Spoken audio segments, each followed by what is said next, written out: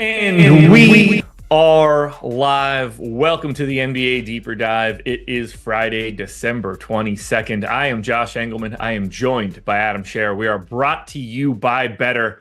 6-game slate ahead of us. We really don't have a ton of news that has changed from earlier, but I'm ready to just dig into this slate, go through the details for it, because it is unique to basically this entire year. The pricing for DraftKings and the value that we have is making today's slate look a lot different than it has over the past few weeks, and I think that's kind of exciting. Hit the like button, subscribe to the channel, hit the notification bell so you know when everything goes live, and follow us both on Twitter. Adam, let's have some fun tonight. Yeah, it looks like it's an interesting slate. It'll be fun to talk about. There's a lot to talk about. Very different than anything we've seen recently, which is nice. It's going to be interesting, that's for sure. I messaged you earlier, $25 200K up top for Christmas on Monday, $2,500 milli on Tuesday. I kind of wish that was in reverse. I'd feel like, not that it matters, but I would really like, I think it'd be a lot cooler to win a milli on, not that there's, I would be mad about it the other way, but it would be a lot cooler to win it on Christmas. Yeah, that would be fun. But I also feel like the type of people that are going to enter that milli are also the type of people that would play a milli on Christmas and like not really care about their families. Yep. Because if I'm sweating the late game and it's what, like, I'm just, you guys go drink your eggnog, do whatever. I've got whatever the late game is. I haven't even looked at the games. Have you? For Christmas? Yeah. Nah. Do you typically watch it? Yes. Bucks.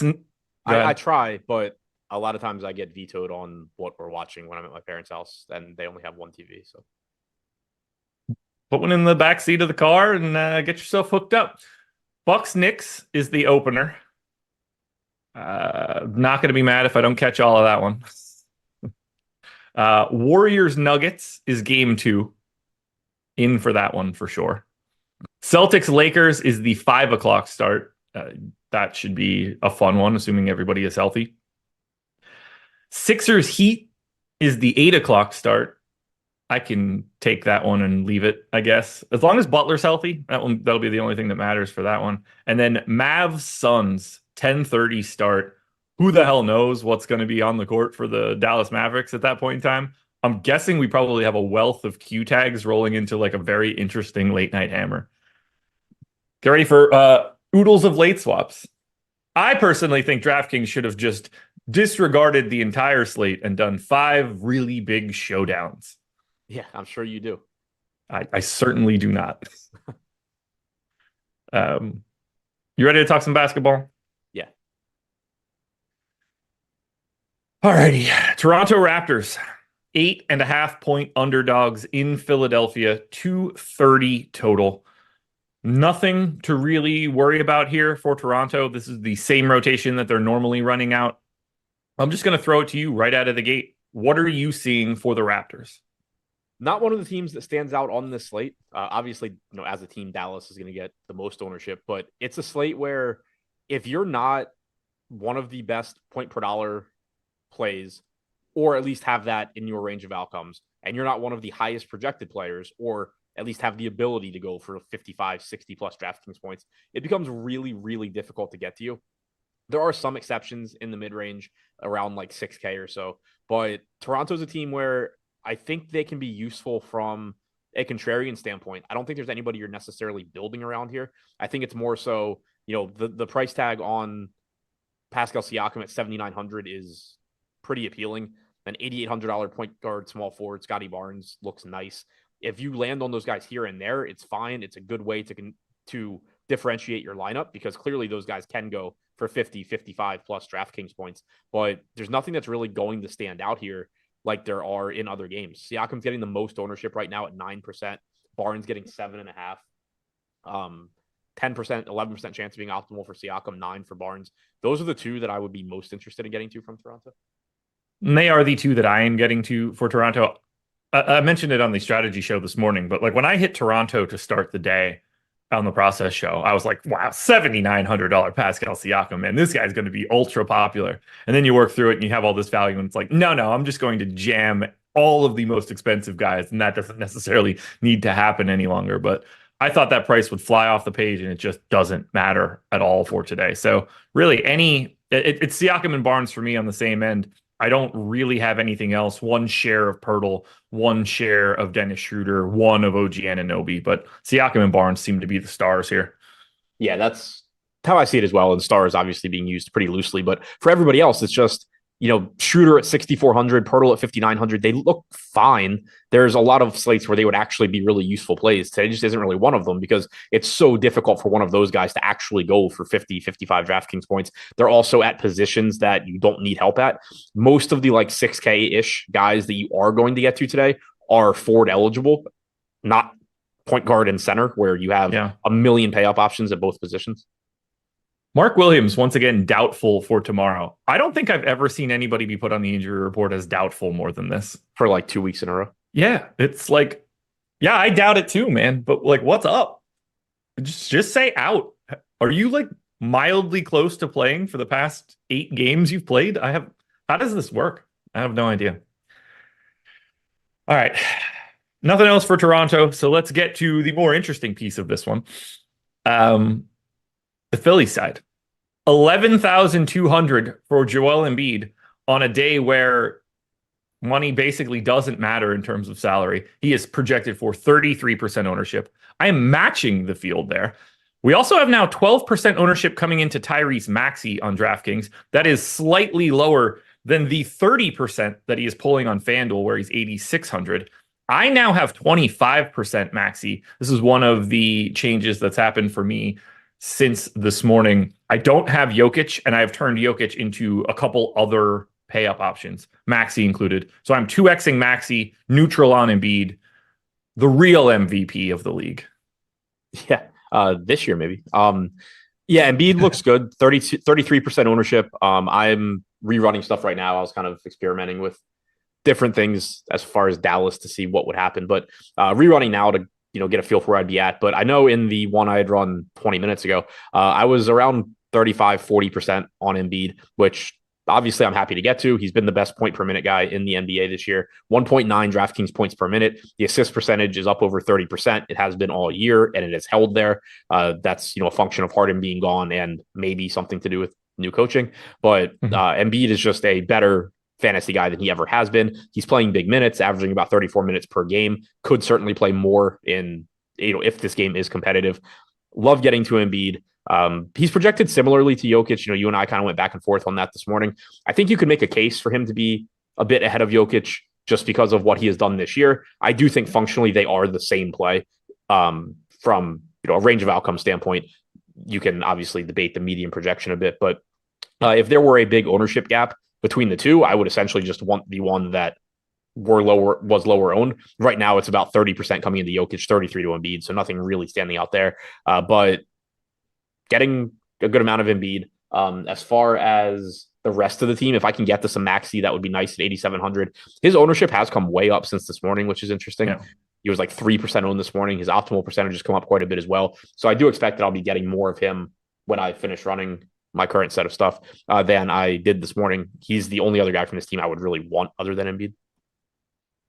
I have 3% of DeAnthony Melton. He is the only other guy that I have. Melton, is questionable, as is Patrick Beverley, who was added to the injury report a little bit earlier. Do you think there's any impact to your rosters if Melton and Patrick Beverley are out, or are we just filling in with like Jaden Springer for 12 minutes and, one of the other random dudes that don't do anything on offense that Philly has now? On this slate, I don't think it's going to make a big difference. I would say that maybe $6,100 shooting guard, small forward Kelly Oubre shows up a little bit more. And that is a range because he has that small forward eligibility that is useful. Like you're going to be getting Tim Hardaway. Tim Hardaway, but also Aaron Gordon, Michael Porter Jr. Maybe Kelly Oubre starts to get some of that ownership. Right now, he's only projected for 1%. So maybe he ends up being useful if those guys are out. But it doesn't strike me as a slate where the bench pieces for Philadelphia are going to start becoming viable. No. I actually feel even better about Maxey if Beverly's out. Not that like anything is going to change, but we've seen Maxey just play massive minutes this year. They could just run him out there for like 40 or 41 and call it a day. Does Philly play? When's their next game? Oh, they play Christmas Day against the Heat. Okay. So they got the whole weekend off. Yeah, I would not be surprised at all if Beverly hits that Maxey plays 40. Anything else for Philadelphia? No, let me see.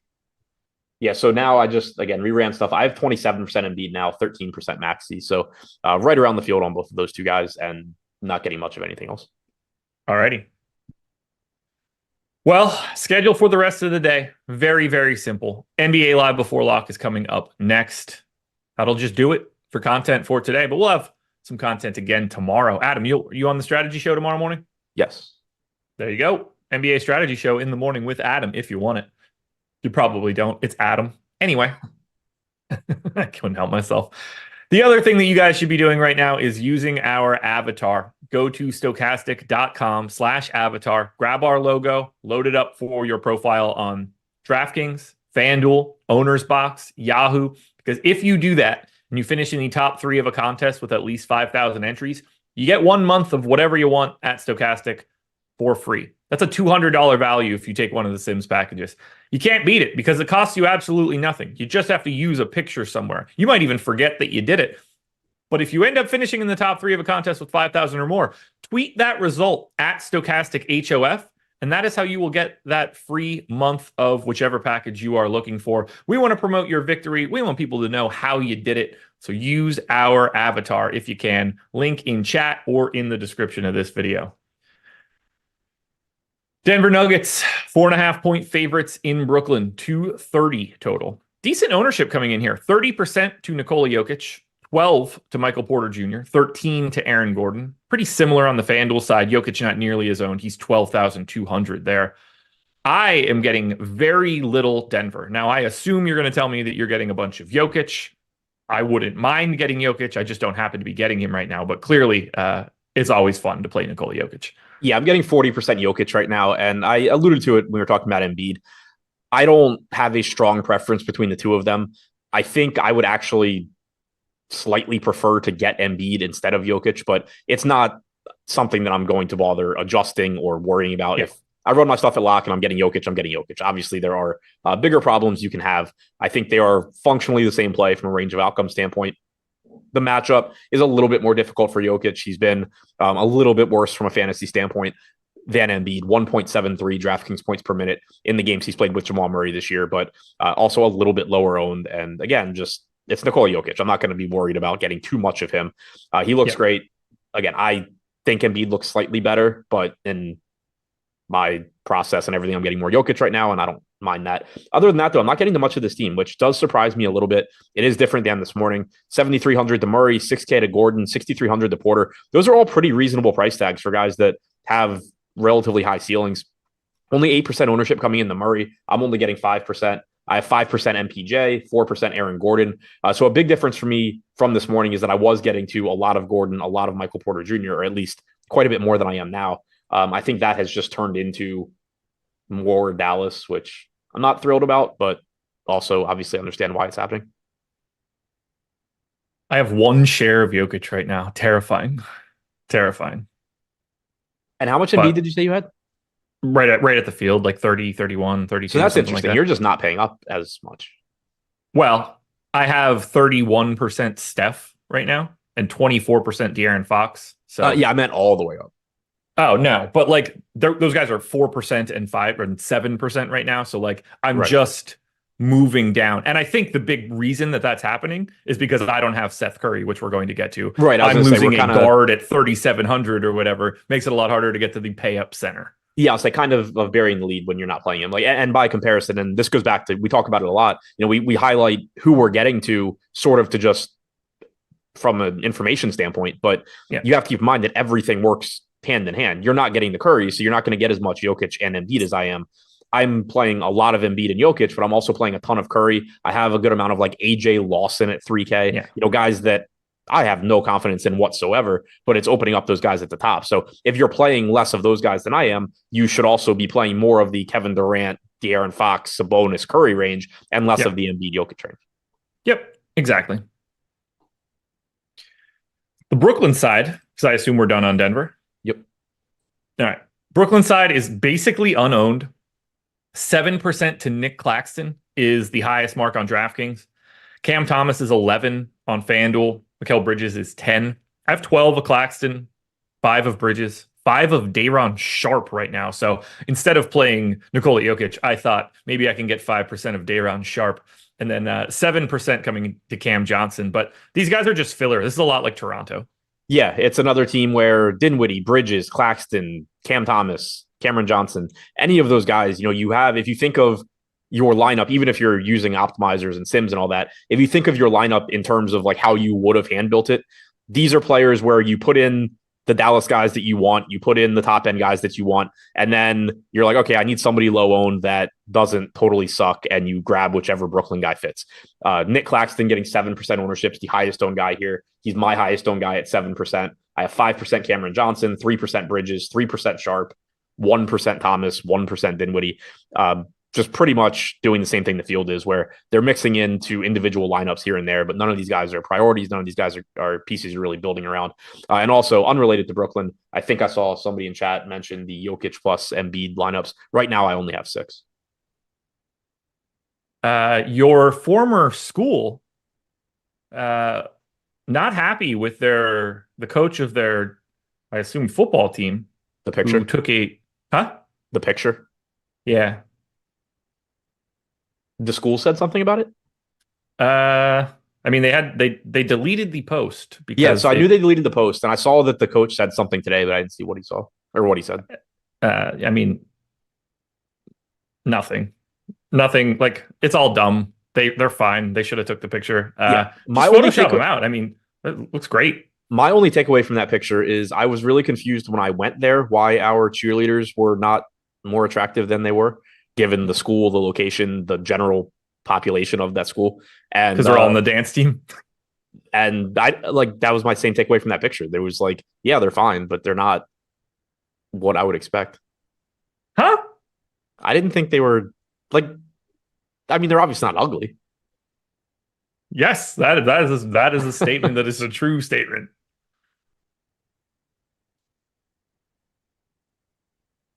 Are you the first? You must be the people writing in the comment section of this Barstool article. Like, obviously, I'm judging them on a much higher standard, but when I went there, I thought that our cheerleading / dance team should be better looking, and I still do. Yeah, maybe that's why they didn't take pictures like that with you on the beach.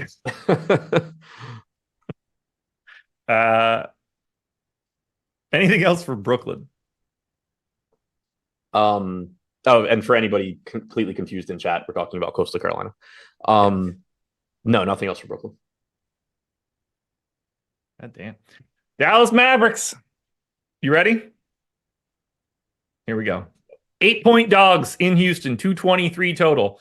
Dallas is without pretty much everybody. No Dirk, no Jason Terry, no Luka, Exum, Green, Irving, Maxey, Lively, Tim Hardaway Sr. can't play today. Everybody that you could think of. Don Nelson's not going to coach. Everything is out for the Mavs today, except for a wealth of ownership. Q tag on Seth Curry. I want to add back spasms. Doesn't make me feel better. Let's start at the top.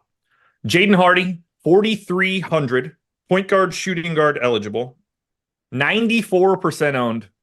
I have nothing to add here. If Jaden Hardy is named the starter, he is as close to a lock button play as you're going to get. Even if he's not starting, he's probably 50% owned, but I don't know how you get away from this.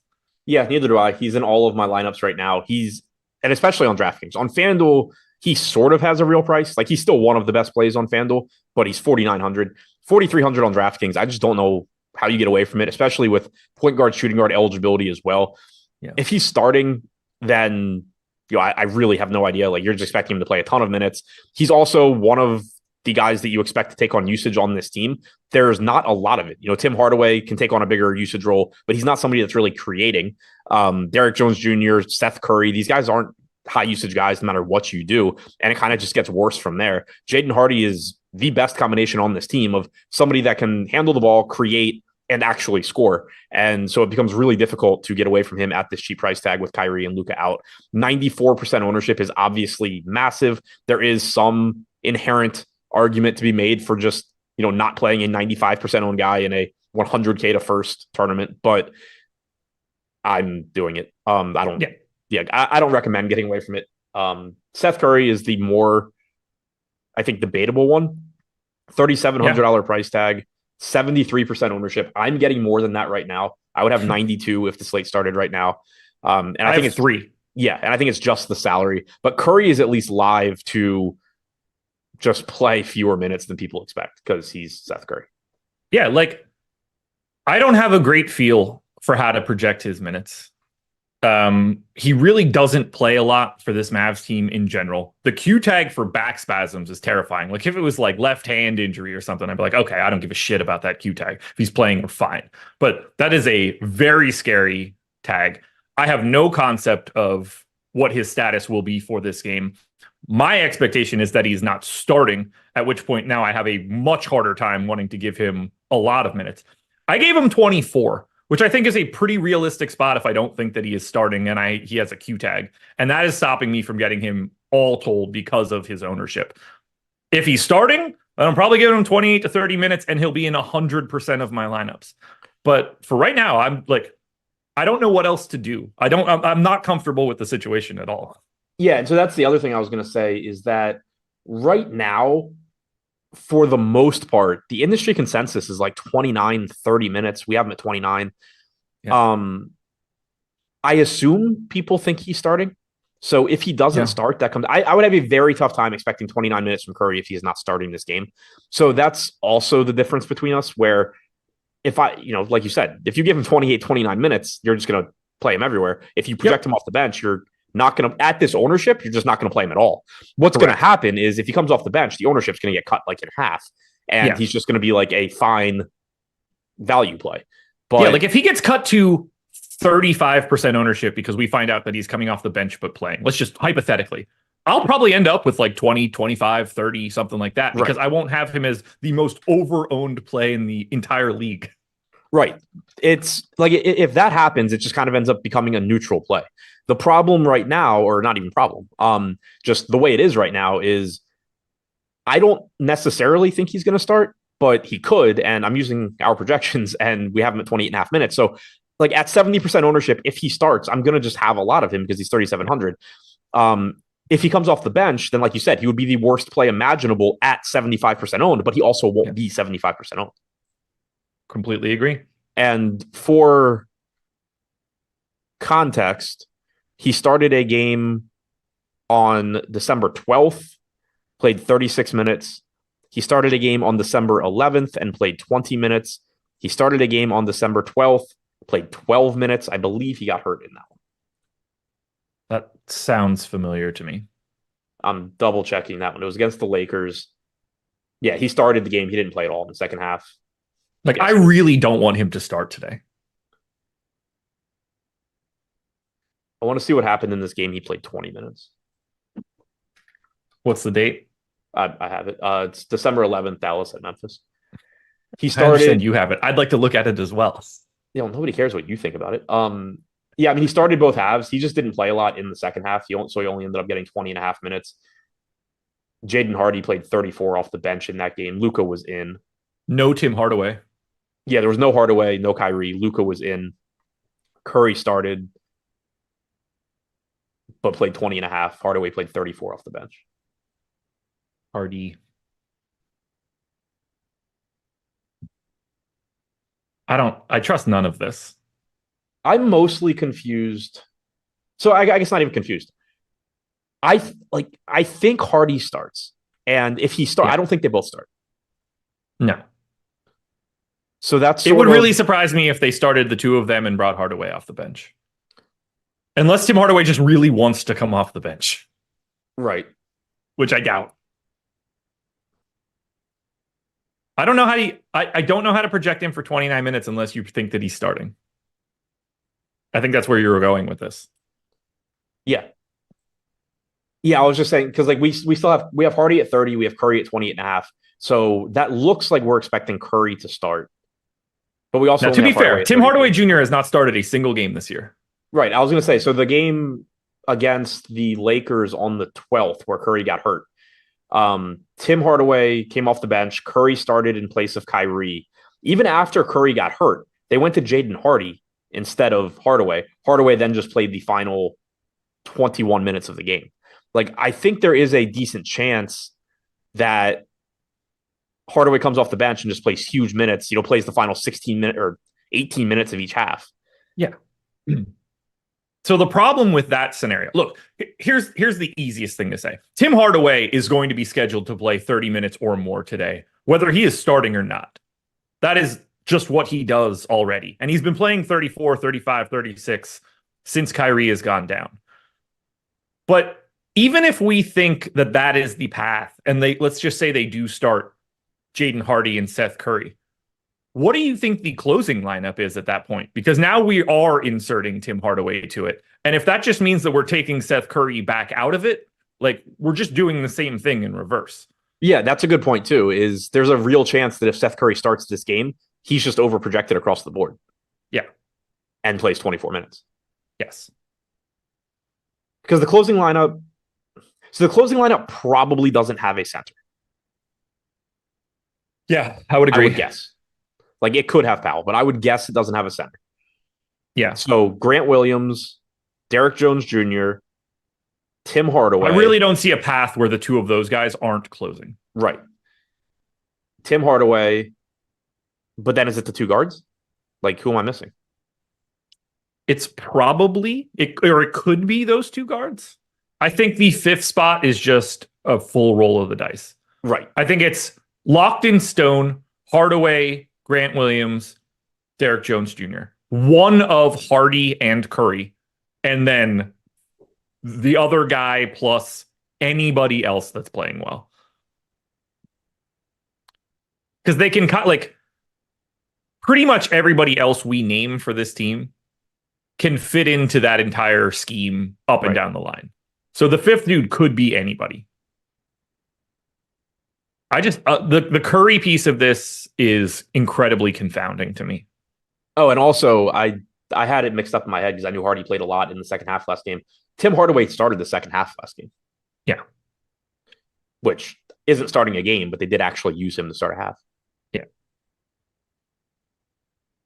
What do you want to project Seth Curry for if he is the starter in the Tim Hardaway spot? I mean, I think it's, like I said, I think it's 28. It's just that that's still a very volatile projection. Yeah. Like, if he plays 24 minutes, nobody should be surprised. But the flip side is if he's playing well, and I mean, he played 36 minutes on the second.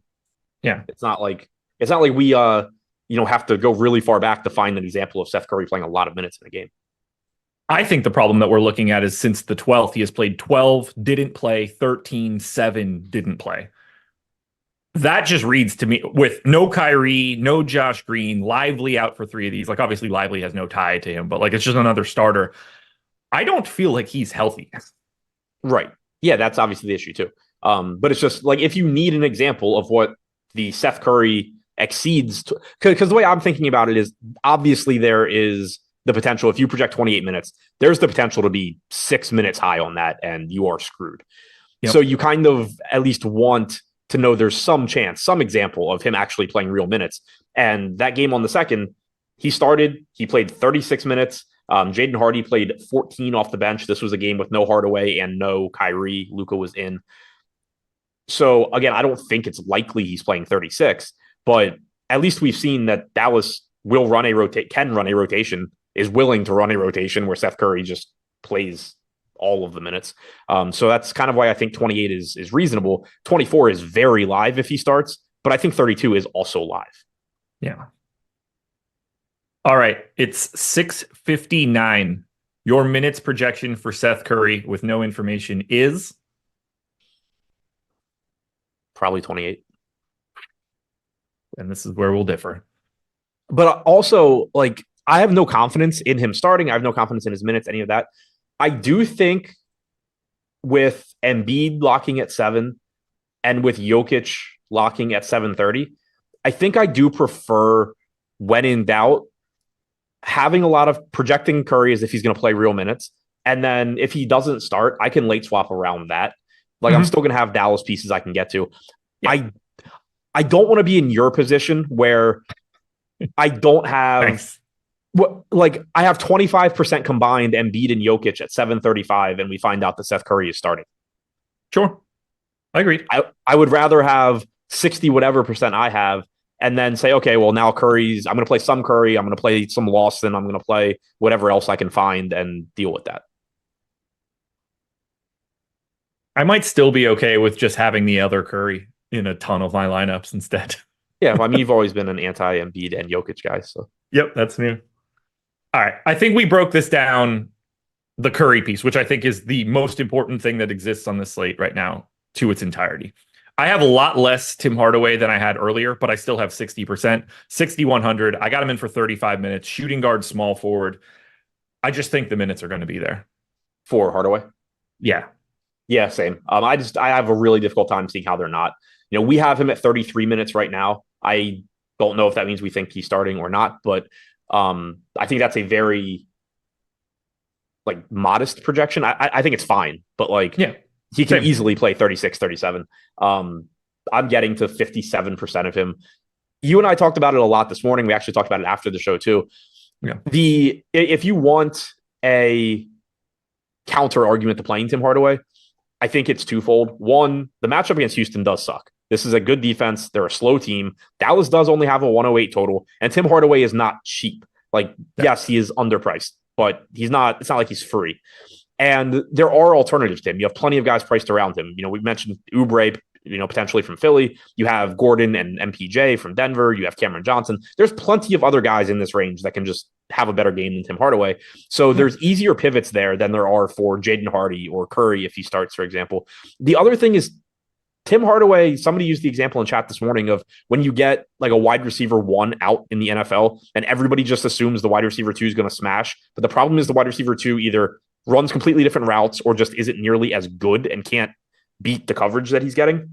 That is a real example, or a real issue rather, a real risk with Hardaway, because yes, his usage rate goes up when you take Luka, Kyrie, Christian Wood, Spencer Dinwiddie off the floor since the start of last season. His point per minute production goes up as well, but he's likely to lose efficiency. This is somebody that can very easily take 20 shots and just make 6 of them because he's getting all the defensive attention tonight, and he's not that type of scorer. So there is that would be the counter argument. But at the same time, shooting guard, small forward, 6,100, playing, I assume, a lot of minutes, getting up a lot of shots. And he is projected for 67% ownership. So I guess technically I am a little bit under the field. Yeah. I have 60%. I'm totally cool with it right now. The other two people, Derek Jones Jr., Grant Williams. Grant Williams, 4,700, 36% owned. Derek Jones Jr., 5,300, 50% owned. I'm actually flip-flopping their ownership, but I don't see any mechanism to get away from those two guys. They're just going to soak up whatever they can. They're real NBA players on a day where Dallas doesn't have them. Yeah, I'm getting a ton of both. I have 59 Jones. I have 51 Williams, which brings me back to the thing that I was working on at the beginning of the show. Why I said I had to redo my lineups. I'm getting a lot of 4 and 5 man Dallas lineups. I don't like it. I don't actually think it's good. I haven't decided what I'm going to do about it. The reason that I have a problem with it is those lineups are going to project very, very, very well because this team's cheap. Their median projections are all really high. It's still a shitty matchup, and they're all popular. If I'm playing a lineup that has Hardy plus Curry plus Hardaway plus Jones plus Williams, those guys are all 35+% owned. I can only get so different in those lineups. So I'm kind of going back and forth, especially this is specifically for larger field stuff. I think the smaller the field, the less this is of any concern. I generally don't manually cap how much of guys I'm getting from a team. If I'm getting a bunch of them, I assume it's just for good reason. I'm struggling with this one just because they're all so popular, and I think it might just be a case of the median projection looks really good, but their path to winning a tournament is really difficult if you're going 4 and 5 man Dallas teams. I have 33% of your boy, AJ Lawson. How much do you have right now? 20. Oh, okay. Yeah, 19. Are you getting Dwight Powell, Max Prosper, Markieff Morris, Rashawn Holmes, Dexter Dennis, some other idiot that is also on the team? I don't know. I have 7% Powell, 4% Max Prosper, 1% Keefe. Lawson is the cheap dart throw guy that I'm getting to. I think it's the positions. Shooting guard, small forwards. You can kind of play him anywhere.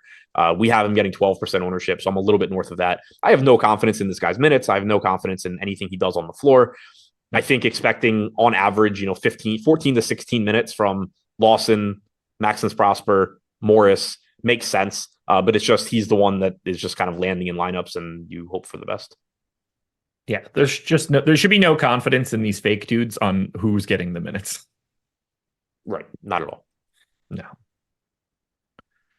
Fun day. Yay, Dallas. Ready to go to the Houston side? I was not specifically talking about Jalen Waddle. It happens a lot in the NFL that wide receivers get hurt. Yeah. Ignore that. Problem is the Dallas prices suck, or the Dallas prices for today are absolutely fantastic in driving all of the ownership on today's slate. But we'll ignore that piece where the entire public is understanding that the Dallas prices are great. Houston Rockets side of this one, about 15% ownership coming into Fred VanVleet, 10 to Alperen Sengun, about 10 to Tari Eason. I've got scattered amounts here. I'm up to 21% Sengun, so that's a little bit of my Jokic filler. Yeah, I would like to have more. I have 11% of him. I have 11% of VanVleet. I mean, Sengun's going to have 100 rebounding opportunities tonight, and he's not exactly at risk of getting benched because he can't defend pick and roll like he did last game. I think Sengun looks really good if you can get there. He is clearly someone that you should be getting. The less combined Jokic and Embiid you have, the more Sengun you should be getting, because he's at least a center that does have that 50-plus fantasy upside. Sengun's a mid-range center that has the ability, if Jokic and Embiid just are right around their projection, go for 65, 68 DraftKings points, Sengun can make that irrelevant. Or at least, you need one of them plus Sengun potentially. Yeah. He has the ability to make that irrelevant. So I'm getting around the field. I think, like I said, the less Jokic and Embiid you have, the more Sengun you should be getting to. 8,200 VanVleet getting 16% ownership. I have 11% there. I had a lot more this morning and I liked it, but there are a lot of good guard options today. He's just playing massive minutes. This is a team that does not defend. So whatever VanVleet you can get to, whatever Sengun you can get to, I think looks really good. What the hell was that? Somebody rang my doorbell, so I was checking to see who was at my house right now. Other than that, not getting much of anything. I have 7% Eason. I have 5% Jabari Smith.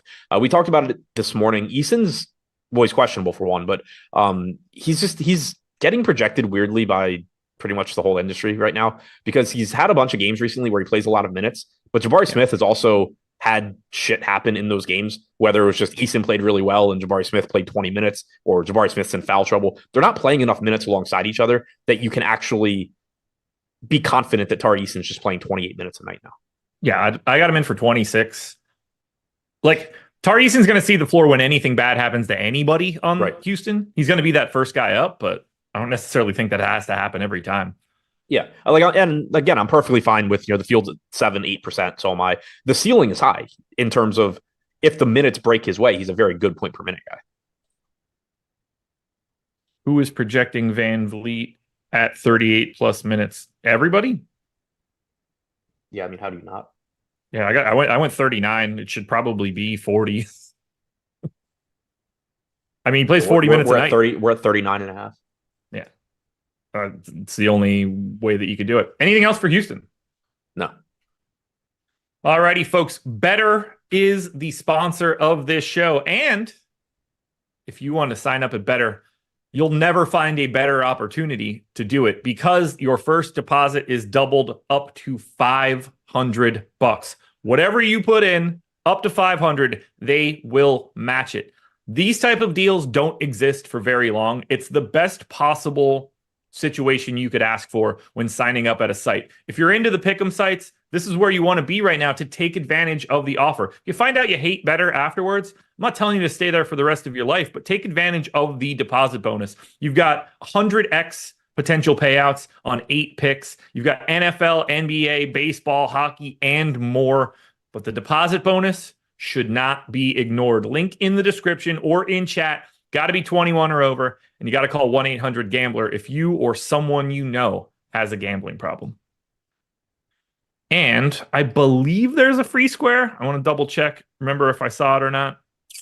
I did not. I saw it at a competitor. So should be playing it better anyway. All right. Atlanta Hawks, 1-point dogs in Miami, 238 total. For Atlanta, not much to look at. Like everybody that's normally available is Jalen Johnson, going to be back soon. Also, Kobe Buffkin, who was their first round pick this year, had a left thumb fracture. He has been cleared and has started to practice. So I don't know what that's going to mean if they work him in or not, but there's certainly some Garrison Matthews, Wes Matthews minutes that could be found if they need them. What are you doing for Atlanta? 11% ownership to Trae Young. Everybody else is basically unowned. Trae is 18% on FanDuel. I just find Atlanta really difficult to get to. So do I. Pretty unappealing matchup. Trae Young is the piece for me, basically. I'm getting 14% of him. He's getting 11% ownership. We have him 15% to be optimal. There's a bunch of guards that look like him in this 10K range, so I don't expect to take any sort of like crazy stand there, but clearly he's one of the guys that can just be a high scorer on the slate. Given his upside, he's played really, really well recently also. Outside of that, it's just kind of mixing in these other guys a little bit. 5% or less of Bey, Okongwu, Murray, Bogdanovich, and Hunter. They're all last guy in, low-owned plays that can offset some of your Dallas ownership, but none of them individually are standing out. Yeah, it's very much a Toronto or Brooklyn type team for today. Yep. Just the eighth guy in a chalky-ass lineup. Swap it out. We mentioned the Miami side. What's up? Jeremy Savage said Powell sucks so bad they didn't even mention him. I said that we did. Yeah. 10% owned. Dude plays like 23 minutes. Yeah, he's one of the Dallas guys that could play anywhere from like 18 to 26 minutes. Let me be more specific. Dwight Powell is a fantastic play on FanDuel where he's power forward center, 3,900 and 46% owned. DraftKings is just a very different story because he's center only. But on FanDuel, that power forward eligibility changes everything. For Miami, no Jimmy Butler, 6% ownership to Tyler Hero. Round 10 to Josh Richardson, Jaime Jaquez, 5 to Bam. I'm not getting to Bam. I thought I might be getting a little bit more, but I got 2x the field on Hero. That's what I would want.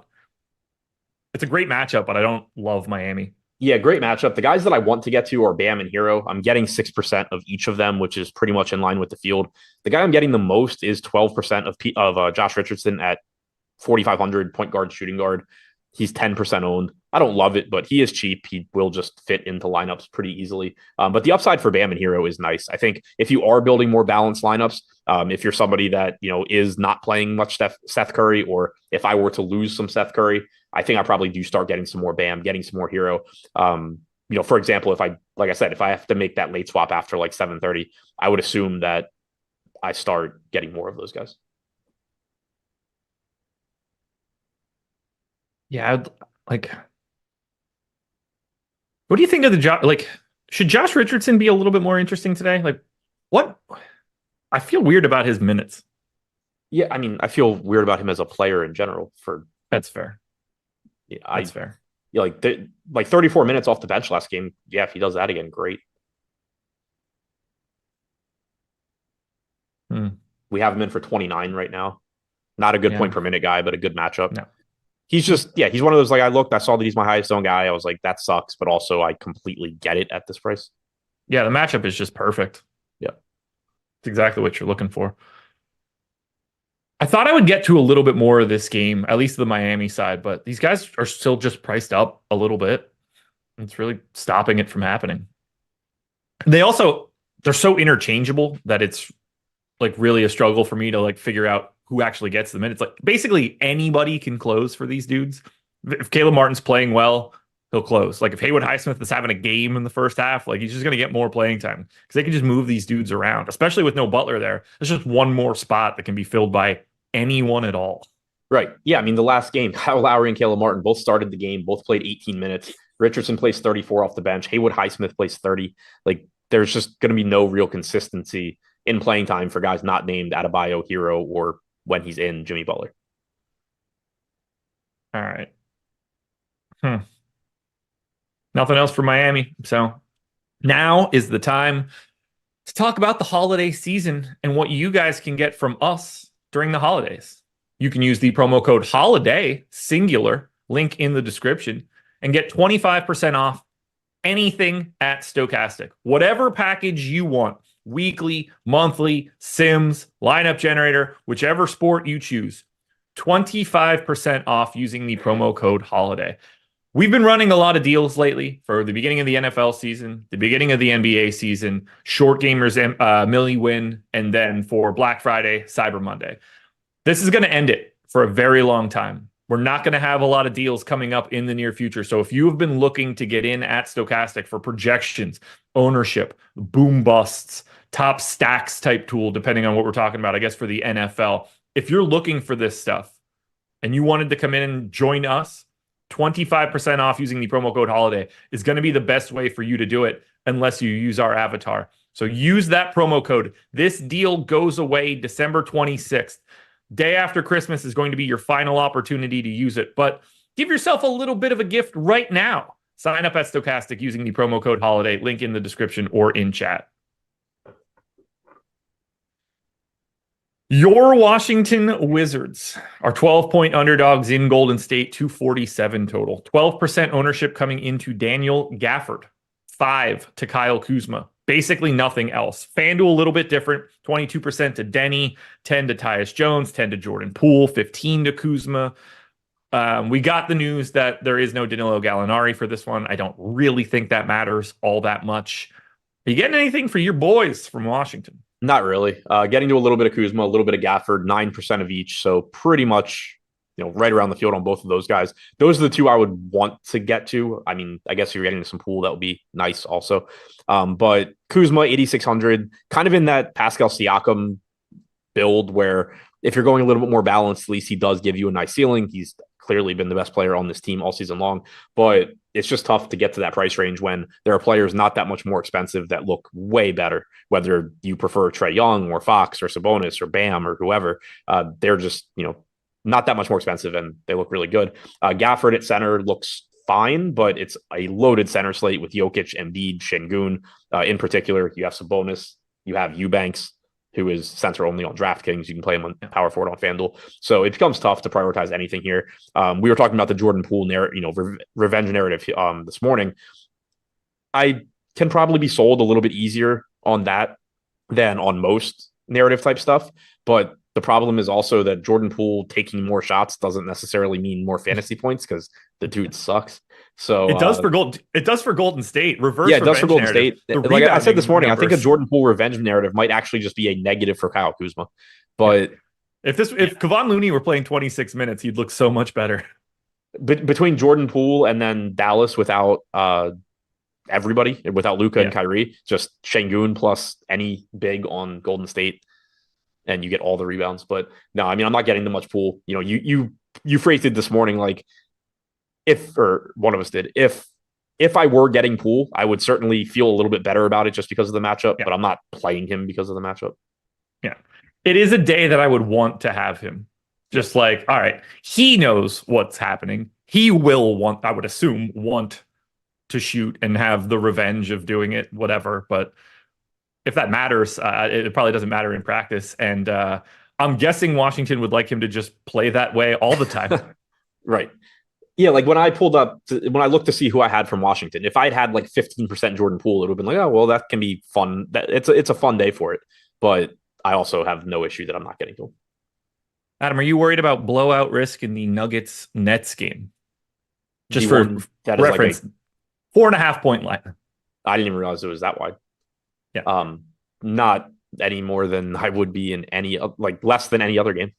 Less than this 12-point line for Washington, 8 for Dallas, and 8.5 for the Toronto Raptors? Yeah, a little bit. Yeah, me too. So it's time now for me to talk about my biggest problem on the slate. And it is not the fact that I have 31% Steph Curry at 5% ownership. I love that. I'm also 2x the field on 8% owned Klay Thompson. I'm actually 2x the field on $5,600, 8% owned Jonathan Kuminga. I like all of that. This matchup against the Wizards is fantastic. We do right now have a Q tag on Brandon Podziemski, and I apparently don't. We also have one on Andrew Wiggins. Apparently, I don't care about the Q tag on Brandon Podziemski because that man is in 50% of my stuff, and he is 3% owned. I don't know what's happening. 50? I wish that I said 15. How? I don't know. I legitimately don't know how. I don't know. This is like I have something I have at 10 in the morning. I cut minutes I only went to 30. He's been at 0.94 for the past 30 days. I grabbed his usage rate from playing alongside Steph. So I was like, okay, what's the worst way that I could project him? The boost for pace in this matchup for Golden State is an additional 4.7 possessions above their average. I gain like a tenth of a fantasy point per minute on Podziemski because of this game, and it is causing me major issues. Yeah, I don't know. Like, I don't even know how to talk about that. I don't know how it's happening. No, and it's not going to get any better if Wiggins gets ruled out and Podziemski's in. Yeah, I mean, I have 4%, so I hope you're wrong. Yeah, so do I. Yeah, I mean, my highest owned guy here is Steph. I have 11%, Fields at 5. So I like being over the field on him. Obviously, you're a bit more over the field than I am, but we talked about it this morning. Like, this is a spot where Steph should just get open look after open look and just nail threes. This morning, I was getting Klay Thompson quite a bit. I'm down to 7% on him, so pretty much in line with the field there. But getting 11% on Curry, 8% on CP3, 7% on Klay. Great matchup for all these guys. 5% Kuminga. Great matchup for all these guys. Curry in particular, I would really like to get as much as I can. Shooting guard, small forward Klay at 6,900, also perfectly. Like, he's somebody where, like, if you're playing less Tim Hardaway or you're looking for a Tim Hardaway pivot and you can find the money, Klay is a perfect one. Yeah.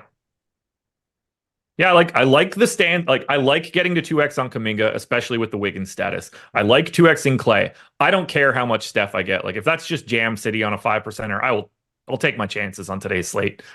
I don't know why the Podziemski thing's happening. Yes. SMP mentioned Jackson Davis. I don't know about starting, but he did play a lot last game, and he did play in overtime. Yeah. And if he did start, like, you're not going to have too many spots open at this point, I don't think, but he would look fantastic at 4,600 power forward. Yeah. Let's say Wiggins is out. How much Kuminga do you want? More than I have now. Yeah. That starts to look like a really interesting, like, it's not the exact same price tag, but another dude in that Tim Hardaway vein. Yep. Yeah, and probably too late at that point. Like, that you're probably locked already. So I'm going to be so pissed off when they announce Jackson Davis starting and you're able to get 50% because you had 50% Podziemski. I won't have 50% Podziemski when we start, but I don't know what's causing him to just show up like that. It is stark. It must just be like an eligibility thing. I don't have 80% of my lineups filled with Seth Curry, so it's just funneling me to something, but I don't know. I hate it a lot. William Westry hit us with the super chat. He said, "Won a little money. Thanks, guys. Keep it going." Congrats, man. I don't know how much a little is, but if you're happy, we're happy. Okay, let's say we lose Podziemski and Wiggins. Who gets the biggest bump here? Kuminga and Moody? Yeah, I'll say Kuminga and Steve Kerr because he gets to test out the end of his bench. Yeah. CP3. This could get really interesting for the Warriors. Chris Paul probably plays a lot at that point. Yeah. Something to pay attention to. We could create a bunch of additional value in the best spot on the day if that breaks the right way. Yeah, well, fortunately, I'll be locked into all these shitty guys on Dallas. Well, maybe you should try playing different dudes. Yeah. Here are some guys that you can play. The Phoenix Suns, 3.5-point dogs in Sacramento, 243 total, 29% ownership to Drew Eubanks, 26 to Kevin Durant, 10 to Booker, 15 to Chimezie Metu. This is all happening because Yusuf Nurkic is out. We do have a Q tag, I believe, on Josh Okogie. I don't think that he got officially ruled in. Let me double check that. Correct. He is questionable. And then Q tag on Monk and McGee on the opposite side. Are you assuming Eubanks is the starter here? Yeah. I'm getting to him and Metu anyway, but yeah, for now. Okay. Yeah, I've got 45% of Eubanks right now. I also have 31% of Metu. I assume the two of them make up the large majority of the center minutes. Yeah, I agree. And I think this is another spot where, especially in the case of Eubanks on DraftKings, because you can play him at power forward on FanDuel, and then on DraftKings, Metu is power forward eligible. But for Eubanks on DraftKings, it's another one sort of like Şengün, where I think that the less you're playing Embiid / Jokic, the more you should be playing Eubanks. It's clearly one of the best center plays. I have 25% right now. If I were to get less of that Jokic plus Embiid, I would assume that I'm getting more Eubanks, but still have, like I said, 25% right now. Anyway, good matchup, good enough point per minute guy. Overall this season, 0.94 DraftKings points per minute looks like a good value. Metu, 3,500 power forward eligible. I'm getting 17% there. Right now, we have him projected for 14% ownership. We have Eubanks at 29. So I'm pretty much in line with the field on those two as value plays. I'm getting the 31% Durant. He's pulling 26% ownership on DraftKings. I mentioned it in my article today. He's not standing out just because like he's far and away the best pay up option or anything. It's that the opportunity cost at his positions is just so much lower than anywhere else. Of the 9 highest projected guys on DraftKings, Durant is the only one with forward eligibility. Of the 7 highest projected guys on FanDuel, he's the only one with forward eligibility. So you have, for example, like Devin Booker obviously is comparable to Kevin Durant, but you have Booker just competing with all these guys at guard. You have Jokic and Embiid competing with each other. You have Sabonis competing with them. And then you just have Durant basically saying, yeah, I'll be the highest projected forward by a mile. So it's really, really easy to get to him. The opportunity cost is lower. He's less expensive, clearly, too, than guys like Jokic and Embiid. So getting to a lot of him makes a ton of sense to me. I have 1% of Durant right now. Well, I mean, we can't all be jamming Brandon Pajemski. Yes, very true. Very true. I'm okay with it just given the redistribution that I have of some of these other guys, the stand on Curry, the stand on Fox, which we'll talk about in a little bit. Maxey, like sometimes you just have to like not play somebody. And it appears like I'm just going to get away from Durant ownership to get to different pay ups. And I'm okay with that. Yeah, Jeremy Savage said 1% is a huge mistake. I mean, I'm with him. I don't know how I would possibly land on 1% Kevin Durant here, but pretty easily. Keep playing AJ Lawson instead. You have more of him than I do. I have 25% De'Aaron Fox. I'll happily take that on the opposite side at 7% ownership. Like, is it so bad to flip-flop those two guys? No. Kind of. Is it? I think given, like, no, it's it's basically not. The same projection. 7%. Like, I think the positionality is what makes it, I don't even know if mistake's the right word, but like makes it really difficult to do. Again, it's all happening because I don't have Curry. So I have a free guard spot that doesn't exist for everybody else that's allowing me to pay to that spot instead of just going to Durant because everybody else has Curry. Yeah, that's fair. Like, we know why it's happening. It's not. Yeah, I keep forgetting you don't have Curry. Arvo hit us with the message that said, just pick me over Wiggins. No. Pete Shepard wants to know if Jackson Davis is a good value if the Warriors get up early. Could be. Yeah, I mean, that's not why I'm playing him.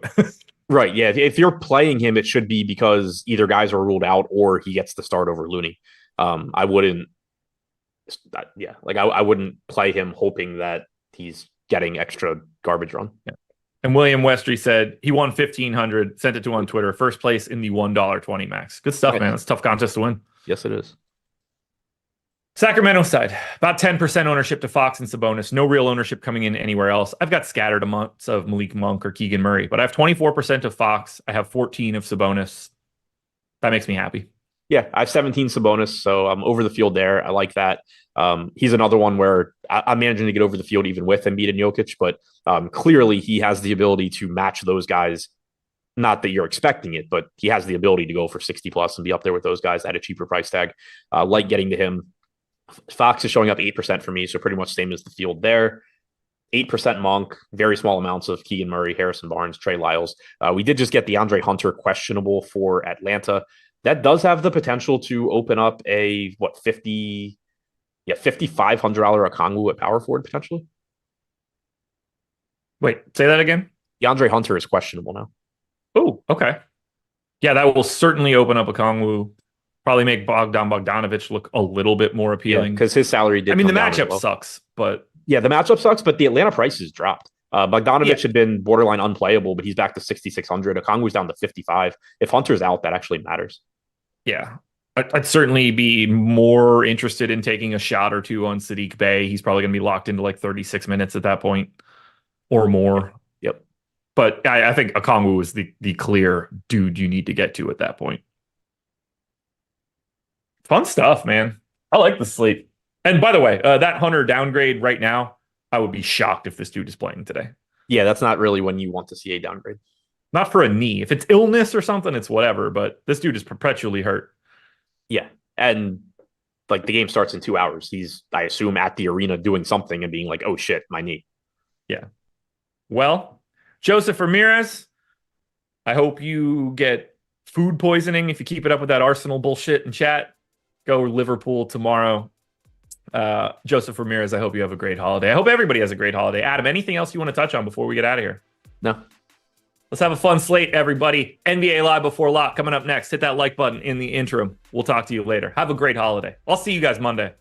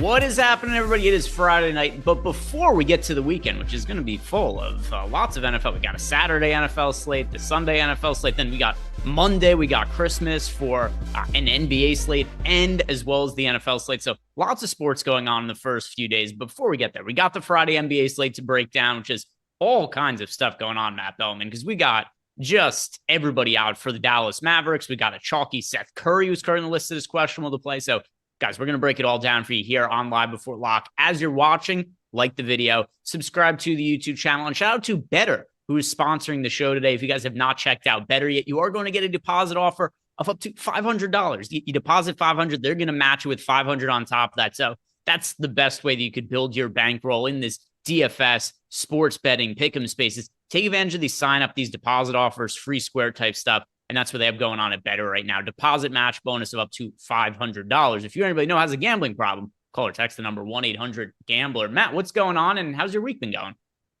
Week's been going good, man. Happy to be on here with you. Feel like it's been a minute because I wasn't on last week, so pumped to do this show. Fun slate again. Last night was absolutely crazy. Tonight we have most of the news, but some stuff could potentially open up with Golden State late, which I'm excited to get your take on. So yeah, just happy to be here. Yeah, so we've got, there's just injuries everywhere tonight. So you just mentioned Golden State, and for the Warriors, we have, both Pajemski and Andrew Wiggins are listed as questionable. And then just some of the other key news that we have in terms of players who are questionable, not players who are out, but guys who are questionable right now. We've got Seth Curry, mentioned him being questionable. The Warriors guys that are questionable. We had DeAndre Hunter just like 10 minutes ago was downgraded to questionable. Wasn't even on the injury report. Tari Eason is questionable. We saw Jabari Smith play a bunch of minutes in his absence last game. So all this stuff we're going to have to go through. And then, Nurkic is out. Jimmy Butler's out because he never plays basketball. And then for the Dallas Mavericks, you got Luke out, Exum out, Josh Green out, Derek Lively out, Kyrie Irving out. Arguably, those are the 5 best players on the team. Well, maybe Tim Hardaway's in that mix as well. But you get like 5 of the top 6 players on the team so far this year aren't going to be out there for the Dallas Mavericks, which creates just a ton of value. And all of that we're going to be breaking down here. But first, your guys' super chats that are coming in. And we've got one here. I just want to shout out to Malukar, who gifted out 5 YouTube memberships. So Malukar, as always, thank you for supporting the channel and the show. Do appreciate it a whole bunch. And then Ace of Spade wants to know our favorite options for DK tiers. So tier 1, it also has a classic conversation element to it because there's 3 guys in tier 1. One of them is Luka. He's the easy guy to write off. We're not playing Luka in tiers today. But the other 2 are Joel Embiid and Nikola Jokic.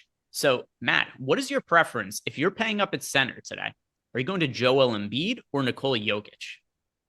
It's almost like 6 and 1/2 dozen the other for me. I'd really like one over the other if there was an ownership stand to take, but there's not. So I think you're fooling yourself if you like one like way more than the other. They're going to project similarly. Their range of outcomes are the same. I could see Embiid being slightly higher owned, which makes me want to go to Jokic a little bit more. But then again, Jokic is also cheaper, so I like both a lot. They both look elite to me. How about you? I have a little bit more of Embiid, not like anything crazy amount. I'm actually overweight to both of them with the amount of value on the slate. If you're going to be overweight to the Mavericks value, which I am, if you run lineups through our data, through the Sims tool, it's often going to say some of the cheap chalk plays are the best options on the slate. So even though they're popular, it's recommending I get to more of them. Then what happens? If I'm getting to more of these super cheap punt plays, well, guess what? I have more flexibility to spend up to the studs on the slate. So I'm overweight to both Joel Embiid and Nikola Jokic. We do have Embiid projected slightly better, therefore I get a little bit more of him, but overweight to both. Both of them are strong options. But my choice for tier 1 is going to be Joel Embiid as the guy to go to there. Tier 2, another really close one between Kevin Durant and Trae Young. I get a little bit more of Trae Young there. In tier 3, Domantas Sabonis. That's a little bit more of a clear tier. Tier 4, this is another really tight one with Tyler Hero, Fred VanVleet, and Şengün all projecting really similarly. I'm going to go to Tyler Hero, though, here with Jimmy Butler out again. Tier 5, that is going to be Pascal Siakam for me. And then tier 6, the answer is Klay Thompson. So Ace of Spade, thank you very much for the super chat. Hope that helps you build out your tiers lineups tonight. And then Chris Williams has also left us a super chat here, gifting out 5 YouTube memberships. So Chris, as always, our Apple friend, thank you for the support and gifting out those memberships. Now let me go into Discord just to make sure that there weren't any outstanding questions there. And yes, there is one here from Kapanakella who's asking us, is there one guy that we are playing in a single entry that we prefer to a large field tournament? Is there somebody who stands out to you as a better single entry play than large field tournament option, Matt? Not really, because if I play them in single entry, it'd just be someone I'd really want to get over the field on in large field. So I could just speak for me. I'm only playing one lineup tonight. I only played one last night. It's just tough during the shows. So for me, the one guy, this is such like a weird play on a slate with so many good options, but I'm going to say Chimezie Metu. I love the value he provides at 3,500. It's not really about Metu himself. It's about the roster construction you get around him. So he's going to be my guy there. And if I were playing 150, I wouldn't lock him in everywhere, obviously, but I'd play him over the field. How about you? Yeah, so Metsu's a really good one. And usually when we get this question from Cap and Akella, there's a couple of ways that I go about answering your question in case to really look behind the veil of what it is I do to answer that question, Cap and Akella, because he asks it almost every day. Is number one, I'll look at what I actually have for single entry at the time, which is just the lineup that I've projected for the highest sim ROI across the set of lineups that I'm playing. But I'll also go then and look at my exposures relative to the projected ownership and try to say, like, all right, who's a player that's in some of my top projected lineups that I'm also well overweight to the field to that might have modest ownership? And the answer for me, Matt, is Chimezie Metu. So Metu, who's projected for 13.5% ownership, he's currently my number one highest projected lineup. And overall, I have him in 32.7% of my DK lineup. So I think Metu is a very fine choice there. And I'm on the same page as you. One other guy as well that I think you consider, if you are looking to get some leverage off of Joel Embiid in a single entry, I'm also a little bit overweight to Tyrese Maxey. I think he's another option you could go to with all the value on the slate, the ability to spend up. Field is going really heavily to Joel Embiid, not quite as much to Tyrese Maxey. I'm overweight to both of them, but I think that's another way you could pivot there. I agree. Maxey coming in with a nice bit of leverage, and I don't think his ownership is going to pick up at all. So I like that call a lot. And now we've got a question here from Goody. It's a super chat. Goody is asking us, is it okay to play Chimezie Metu and Drew Eubanks in the same lineup? He's playing the 20 max DK tournament. And yeah, this is a fairly small slate. 6 games. There's going to be no Yusuf Nurkic out there for the Suns. He's ruled out for today. And if you look at the price point on these guys, Metu's cheap. We also have Drew Eubanks being fairly cheap. I don't really have a real issue with it. Is there some negative correlation there? Sure, to an extent, but not enough to the point where I don't want to be playing these guys. Same. Metu's cheap enough where it doesn't matter. Eubanks is to an extent also. And then Metu also has power forward eligibility. So if you're using center and util, might be a different story. I still think they'd be in play together. But Metu having the power forward eligibility just makes it so I don't really care. Let's see what else we have coming in here. Oh, also, one thing I wanted to ask you as I'm looking through some of these questions. What did you make of the different slate yesterday? Because it was something that I was somewhat involved in because I'd sent out a tweet that got a response. I know that DraftKings had been cooking this up for a little bit, and they had been kicking around the idea of potentially leaving some island games off the slate. Now, what I had in mind was not actually to leave off 2 games on yesterday's slate, but it'd be more so something like tomorrow where there's 8 games that are all at 8 p.m. There's one 10 p.m. game and leaving off the 10 p.m. game. What did you make of the late game not being on the slate? It's been a source of a lot of debate on Twitter, and Adam and I on very opposite ends of the spectrum on it as well. Yeah, I don't care that much. I would rather have all the games except for scenarios like you just talked about, which I think most people wanted. The message it was almost like a game of telephone a little bit. DraftKings was trying to do the right thing, but people really wanted it for slates like you mentioned tomorrow, where there's a bunch of early games and then that one island late game. Last night, that wasn't the case, and it had a really good game that I liked, the Blazers and Wizards. So at the end of the day, though, I had a good slate last night, so I liked it. If I didn't have a good slate, I probably wouldn't be saying that. You know what I mean? At the end of the day, I just don't care all that much. I would prefer, if it were a slate like that with multiple late games, to surely keep it on the slate. It was 25% of the slate. But I get it for slates like tomorrow. And as someone who lives on the East Coast that has a family, I certainly understand other people who feel very strongly about it. So again, I'm probably more on Adam's side, but I don't strongly have I don't have a really strong preference. Yeah, so for tomorrow, it's going to be a fairly large slate, locking at 7 p.m. Eastern time. And there's one 10 p.m. game, and then there's a games before that lock at 8:30. So here's my standpoint and why I'm generally for it. And by the way, this is a negative for me, right? If it's just for my own personal play and nothing else is being considered, the most positive ROI situation for me is that all of the games are on every slate because I'm a dork. I'm at my computer all day.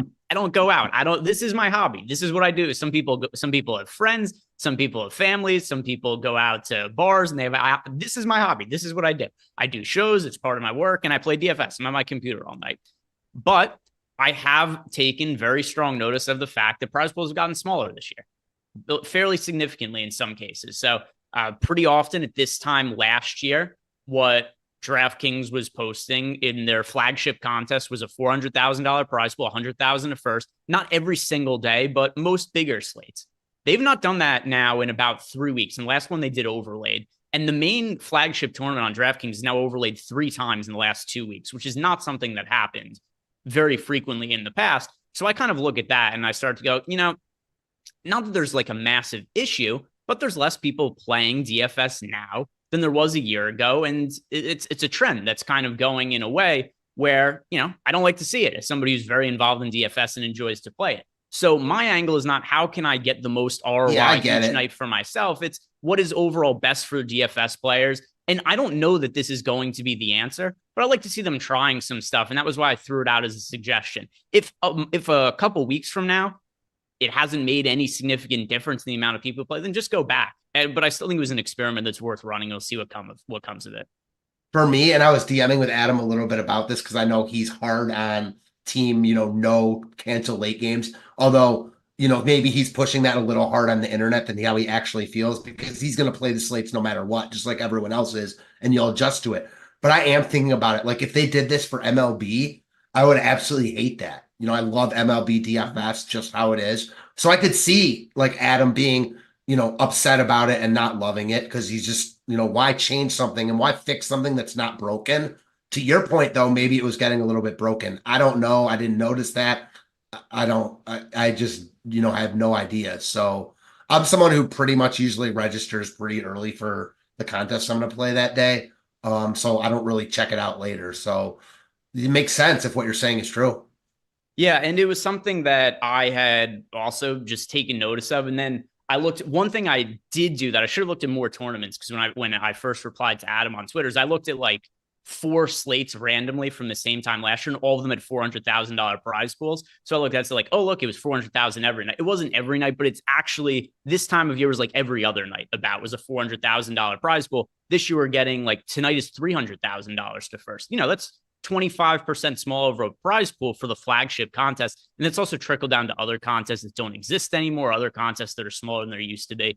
So just trying to figure out other ways that could potentially make the game more accessible to other people, because I do think that a big barrier to entry for a lot of people is just that they don't have the ability to sit around their computer all day. And there was a point in time where I think people would have just played anyway because they didn't really care or know that late swap is important. But now that people are like more understanding of how important late swap is, they're like, oh, I can't do this, therefore I can't compete, and they don't play. So hopefully this makes it more accessible to more people. If it doesn't, then just roll it back. And we have a couple weeks where there was slightly different tournaments, and I don't think it's the biggest deal in the world. I think there's upside to this experiment and no real significant downside. One thing I really enjoyed, not gonna lie, I didn't even expect this, was last night the games ended at because the last game started at 8 Eastern, so they ended at 10:30.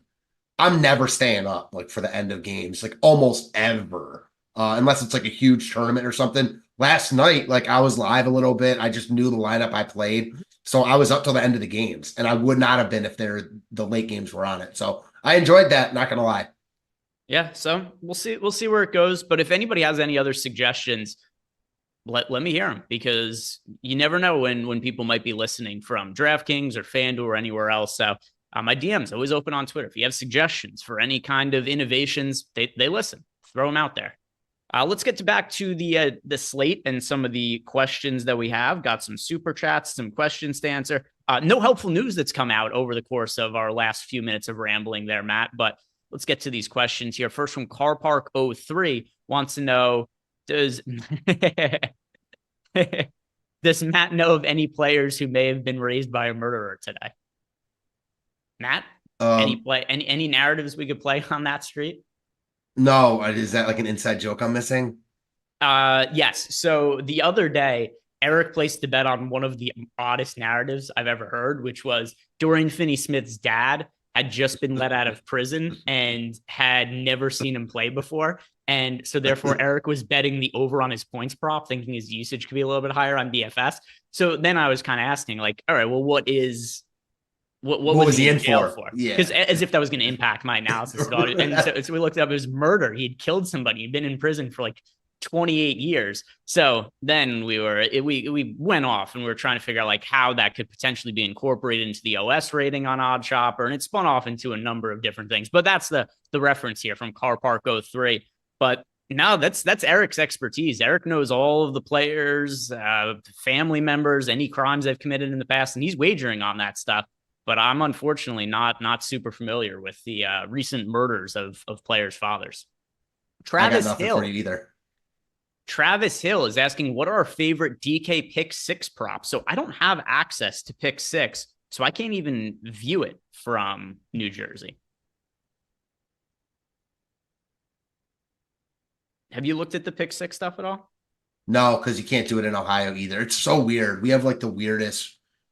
Can't do college DFS, which sucks. Can't have like the casino in the sports book, which whatever. Don't care about that, but. Don't have pick 6. It's so weird, but yeah, so I haven't really looked at it. So kind of something funny related to casino. I tried this for a very long time. When I would get limited pretty aggressively by sportsbooks, I would reach out to support and I would say, hey, I noticed I can't bet as much on your site as I used to. I really like to get all my casino and betting action at the same place. So I would try to tell them, like, can you give me like a casino bonus so I could play more casino? And like, is that anything I could do to increase? Like, I would try to pretend I was really into the casino to get them to raise my, it never worked, but I thought it'd be worth it a few times. But anyway, if you have another question, I feel really bad because we've got Travis here left us a $9.99 super chat, and there's nothing I could do to help him. Like if I try to open up pick 6, it doesn't even open from New Jersey. It just says I'm restricted from viewing it. So Travis, if you have another question, don't leave a super chat. Just throw it into the YouTube chat and I'll answer, because I feel really bad that you've left money for us to answer this question. There's literally nothing that either of us could do about it. If not, I don't know what else. I'm trying to think what else we could do for Travis. Sorry, man. I wish I could help you. But, oh, look at that. Eric Lindquist coming to the rescue. Look at this, man. Oh, my God. So Eric Lindquist for pick 6. Travis Hill. We've got Eric has thrown in there Okongwu over 18.5 PRA for pick 6. So that is one that he likes. So, Travis, I hope that helps you out. And then he also asked us a question in the chat here. Do we like the over for Jokic's points, rebounds, and assists at 49.5? Matt, so let's pick a side for him on this. Over under 49.5 PRA for Nikola Jokic. Which side of that do you fall on? Over. Let's see, 49.5. It's such a high number. Let me check out OddsShopper. See what we have for Jokic. I have a feeling I'm going to like the under slightly here. Yes, so we have, this is so close. We have, this doesn't help either. So I went to OddsShopper. We have the under 49.5 winning 50% of the time. Here's where I think there is a little bit of an edge for you here, though, Travis. Here's what I'm going to help you out with. So the under for the 49.5 on Nikola Jokic is plus money. It's juiced towards the over. I think that's a little bit of an indication that if you're going to take one side, it makes a little bit more sense to be on the over than the under. When you consider the under is plus 105 on DK Sportsbook, and then the over is minus 125. So this being a thing with no juice on either side, I say take the over on there. So Travis, I hope that helps you out. And also shout out to our friend Eric Lindquist for throwing that into the chat and making sure that we got some information there to our friend there. So hopefully that helps you out with pick 6. And if there's any individual ones you want to ask us about, throw them into the YouTube chat and I could check out some of those as well. Getting back to the Discord channel, and the first question, the next question here is from Boss Bro. He wants to know, do we like Metu as a pivot off of Eubanks on FanDuel? Matt, are you playing DraftKings and FanDuel tonight, or just one of them? I'm just playing DraftKings, but I believe Metu's a much better play on DK tonight. No, that's not true. He's like the same on both for both. I mean, it's basically the same thing because Metu has power forward eligibility on both, but Eubanks also has power forward eligibility on both. So I like both of them, maybe even more on FanDuel. Metu is 1.9% projected owned on FanDuel. That's a very low number, and Eubanks is expected to be really chalky. So, Boss Bro, yeah, I think that's a very reasonable tournament pivot.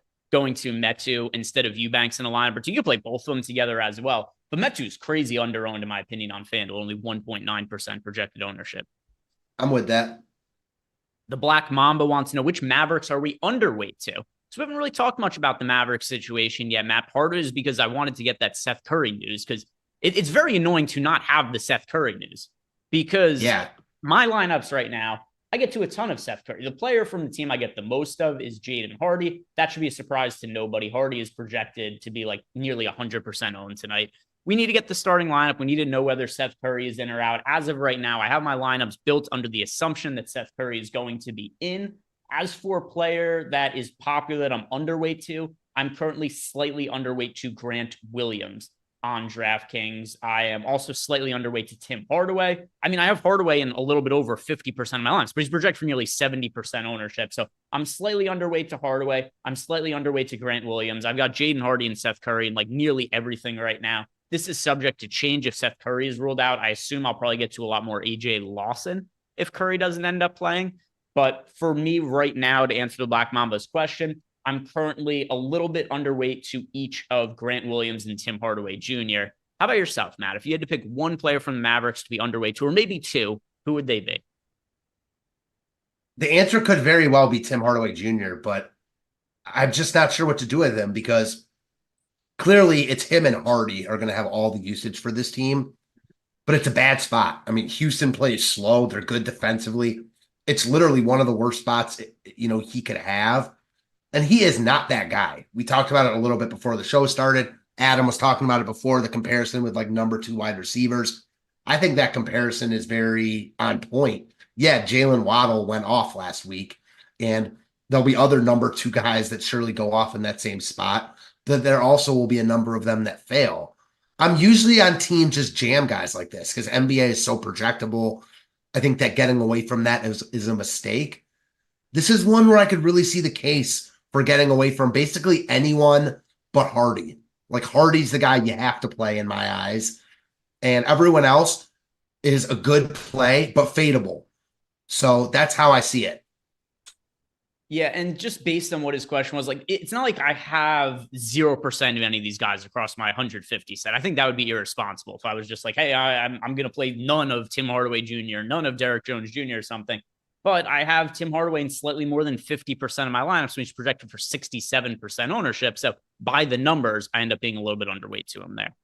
Super chat from RADM. Hey, didn't have time to check stuff today. Can you tell me the best value for today? Any price, just players you feel are expected to be over their line today. Yeah, it's pretty clearly the Mavericks guys. So what we have going on, RADM from the Dallas Mavericks, Luka Doncic is out, Dante Exum is out, Josh Green is out, Derek Lively is out, Kyrie Irving is out, and Seth Curry is questionable. So what does that mean? It means we've got all the usage available in the world and all the playing time available in the world on this Dallas Mavericks team. As of right now, the 2 players I get the most of from this team are Jaden Hardy and Seth Curry, both of them in north of 90% of my lineups. I consider them to be the 2 best overall plays on the slate. If we're looking at players outside of Dallas, well, then I'm getting to a good amount of pay-up options, both Joel Embiid and Nikola Jokic. I know that doesn't answer your value question, but just kind of giving you an outline of what my lineups look like. And then also guys like Drew Eubanks and Chimezie Metu. Metu's a little bit more of a contrarian pay down option, whereas Drew Eubanks is a popular one, but also warranted considering that Nurkic is out for the Suns today. Is there anything you would add to that, Matt, as the best value plays of the night? No, I think you said it all. I think that like the backup Dallas guys are in play, like the AJ Lawsons. Even if Curry's in, certainly if he's out, like I could see Houston just clamping down on this Dallas team that just is not good offensively. Usually in the NBA, there's so many possessions that these teams get there anyways. This is one where like I could see Houston or Dallas scoring like 80 points tonight. And if that's the case, there's not going to be like 6 guys that you want in your roster. A couple of them will get there, sure, because of their price tags, but it's not going to be like a 5 Dallas, Embiid, Jokic plus one other build that's going to win tournaments. We just got news that DeAnthony Melton is going to be out for tonight. He was listed as questionable. That doesn't really change anything significantly for me. How about for you? DeAnthony Melton being out, is that a needle mover in any kind of way? Nah, not at all. I mean, on another slate, sure, but not tonight.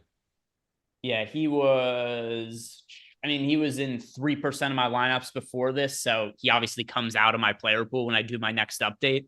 But it's not like this all of a sudden means that some other value play opens up from the Sixers. It just means that, hey, I had, whatever, 5, 6 lineups that had DeAnthony Melton, and he's not going to be in them anymore. Patrick Beverley also listed out for tonight.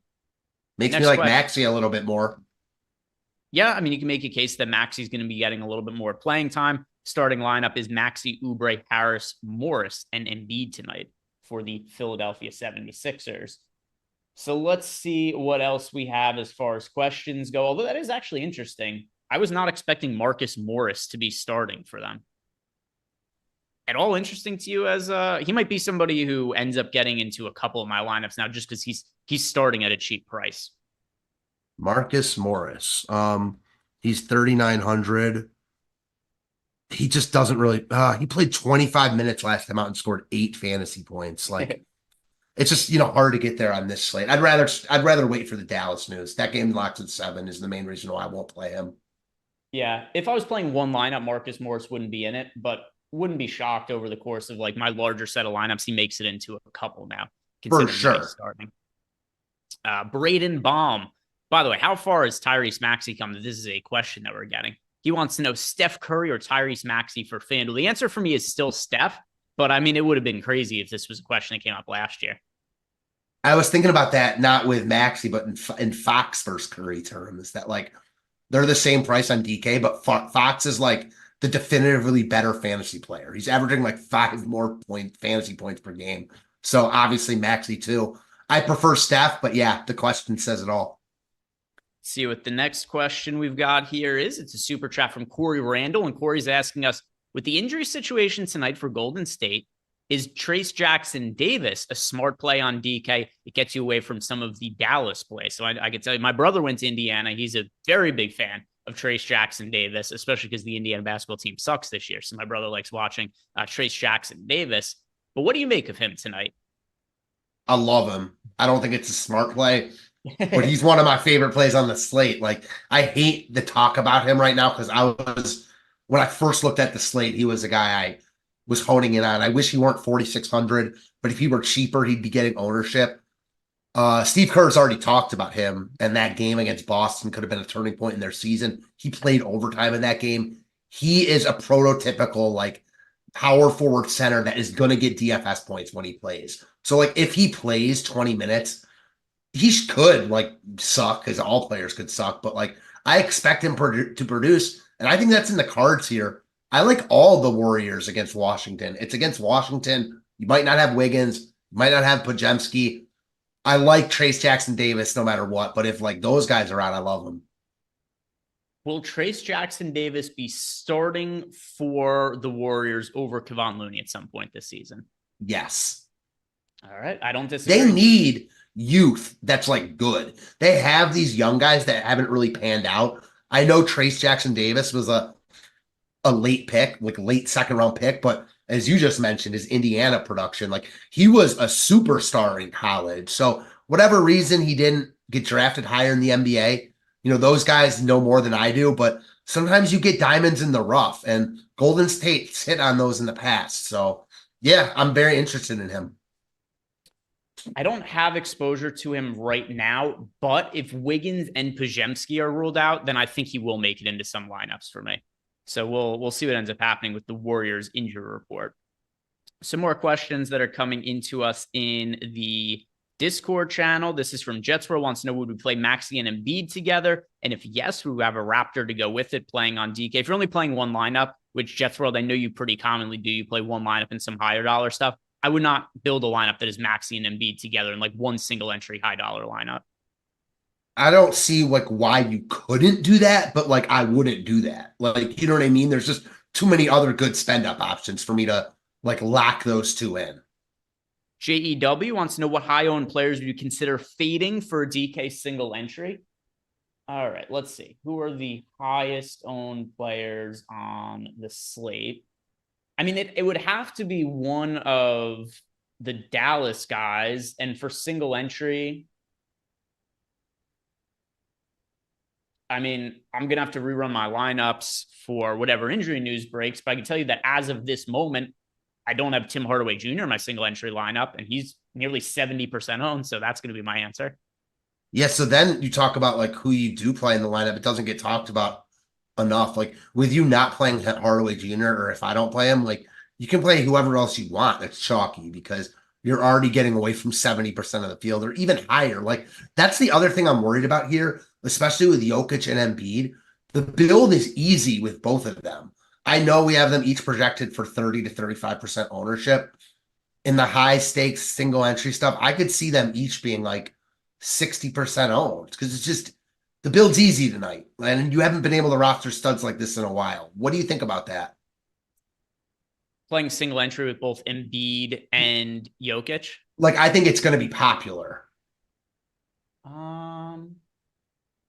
Let's see. So what is there? I mean, we could do like some, wonky math and figure out exactly what the expected ownership is going to be. So we have, by the way, Seth Curry is available to play tonight. We got that news. That's good. So in a second, we're going to go ahead and look at the Dallas Mavericks players now that Curry's in, and we could rank them in terms of our order of priorities, Matt. But all right, so we have Joel Embiid projected for, this isn't going to be exact, but it's kind of like a rough way that we could do this. So we've got Joel Embiid projected for 35.4% ownership. Got Jokic for 30.2. I think my whole point was that I think these numbers are a lot higher in smaller field tournaments. It's so like you're going to come out with, they'll be what, like it's 15 to 18% together or 12, somewhere around there. I don't know. I'm not good at math like that.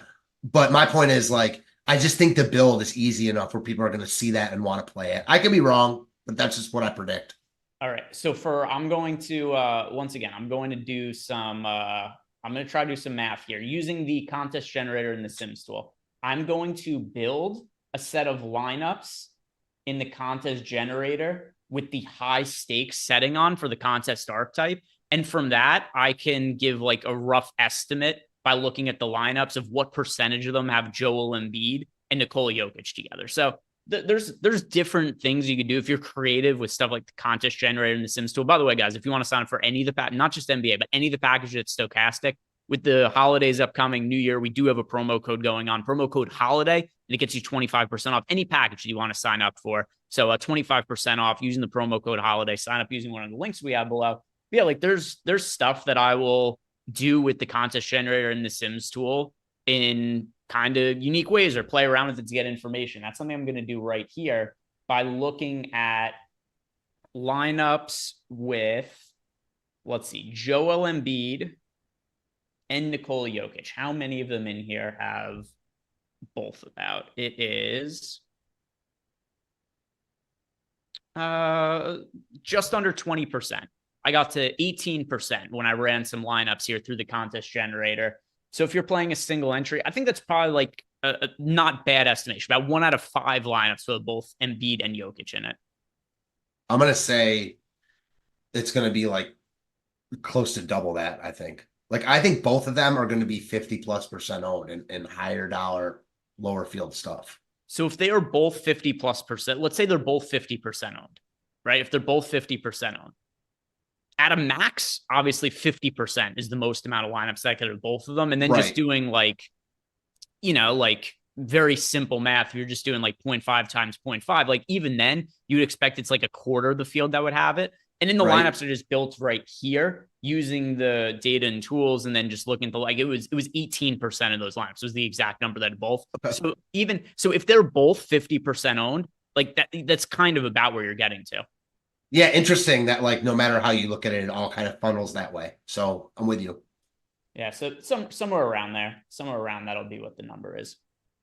All right, so let's get back to talking about the Dallas Mavericks now, Matt. So now we know for sure Steph Curry is going to be in. Well, at least unless something asinine changes. It's the NBA, so can't say the improbable won't happen. But we just got word that Steph Curry is going to be in. With that in mind, we've built lineups assuming that he was going to be in. What is your order of priority for the Dallas Mavericks players? Jaden Hardy, top priority on the slate. Yes. Drops off a cliff. No one else. Like if I were playing cash games and obviously multi-entering, it'd probably be then Tim Hardaway, Derek Jones Jr., Seth Curry because of his price, Grant Williams in that order. But I really don't like Dallas in this spot in single entry stuff, small field stuff where they're going to be so high owned.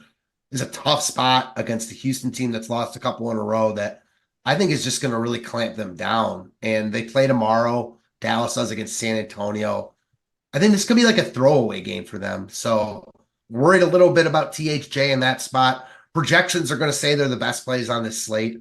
There's some nuance in all this though. So I think that's important tonight. And I'm not buying Seth Curry playing as many minutes as he's projected to right now. So at 3,700, he's surely in play, but I still like Metu more, and that's going to lower his ownership. So I think I'm going to personally take a hard stance on Dallas and not play much of them besides Hardy. If I were multi-entering, I think you want all of them, obviously, exposure at least. So tiers. I'm going to do these guys in tiers, how I view them. Tier 1 is Jaden Hardy. I don't see a way around that. I think Jaden Hardy is the best overall play on the slate. He's tier 1. To me, Seth Curry is tier 2. He's very cheap. There are a lot of spend-up options on the slate I like getting to. Seth Curry enables me to get there. And he doesn't have to do that much at his price and the amount of players that are out. If he goes out and scores 20 fantasy points, fairly likely he's going to be in an optimal lineup. So Jaden Hardy, tier 1 for me. Tier 2 is Seth Curry. Tier 3, I grouped Tim Hardaway Jr. and Derek Jones together. They're a tier of their own. And then tier 4, Grant Williams is another guy kind of in a tier of his own. I get him in about a quarter of my lineups. And then the rest of the guys who are worth playing, but are kind of more like dart throws, like AJ Lawson, Dwight Powell, Olivier Maxence, Prosper, who I have no clue if I'm pronouncing his name correctly, but I like to think of him as a Frenchman, and that's how I like to say his name. So Olivier Maxence Prosper, he is also in that final tier of punt options for me, who I'm willing to mix into lineups. So for me also, my stance would be different if Golden State wasn't lurking in the background, because I know I'm taking risks, projecting or thinking or hoping, whatever you want to say, that Wiggins and Podziemski are out. But if those guys are out, I think that Kuminga becomes better than any play on Dallas. Already talked about Trace Jackson Davis.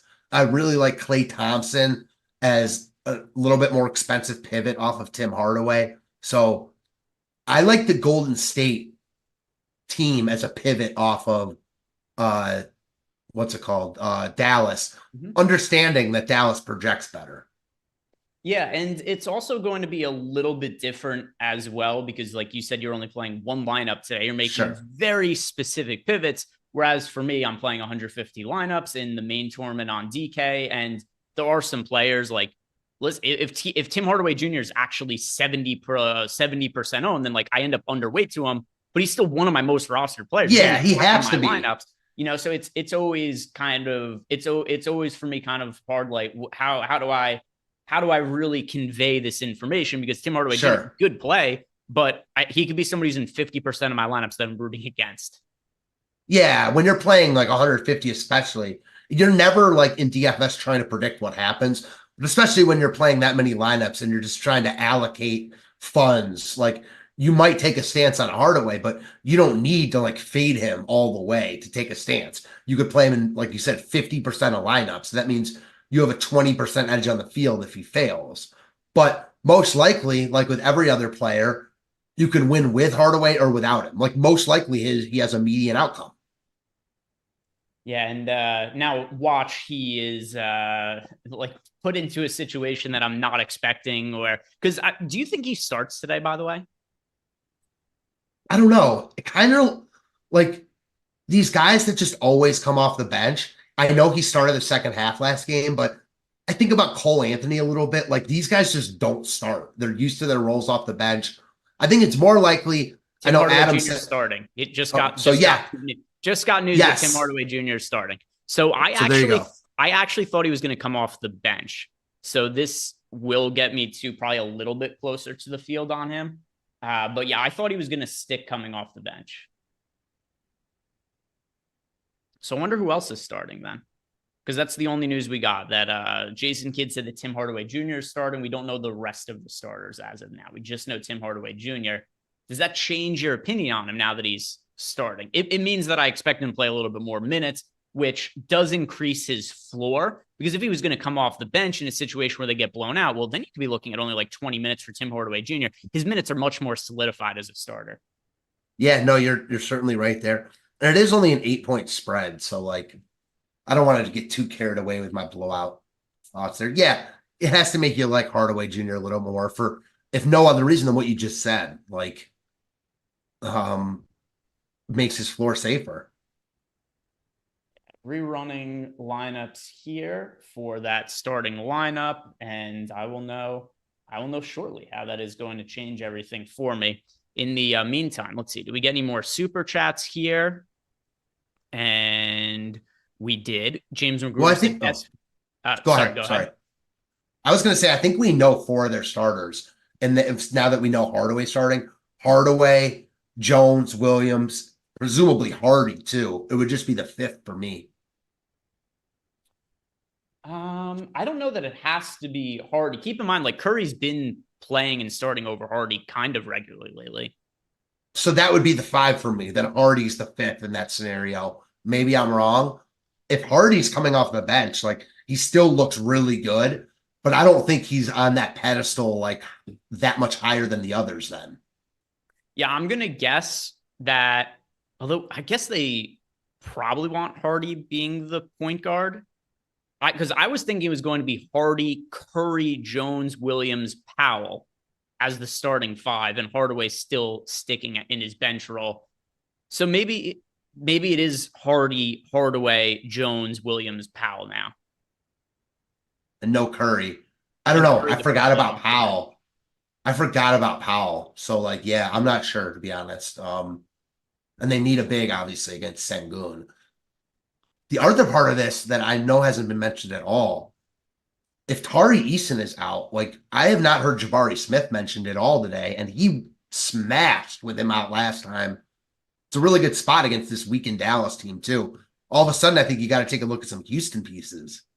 Yeah, and that would be an easy guy who would make his way into some lineups for me for sure in that kind of scenario. Now, he's not going to be as high a priority play for me on this slate as he was the last time Eason was out, because this is a slate where it's more optimal, I think, to go to stars and scrubs, considering the amount of players that are out, and while we have the pay up options as well. But he would definitely be somebody who makes it into maybe like 20% of lineups or so as a late swap option if we do see Eason ruled out for Houston.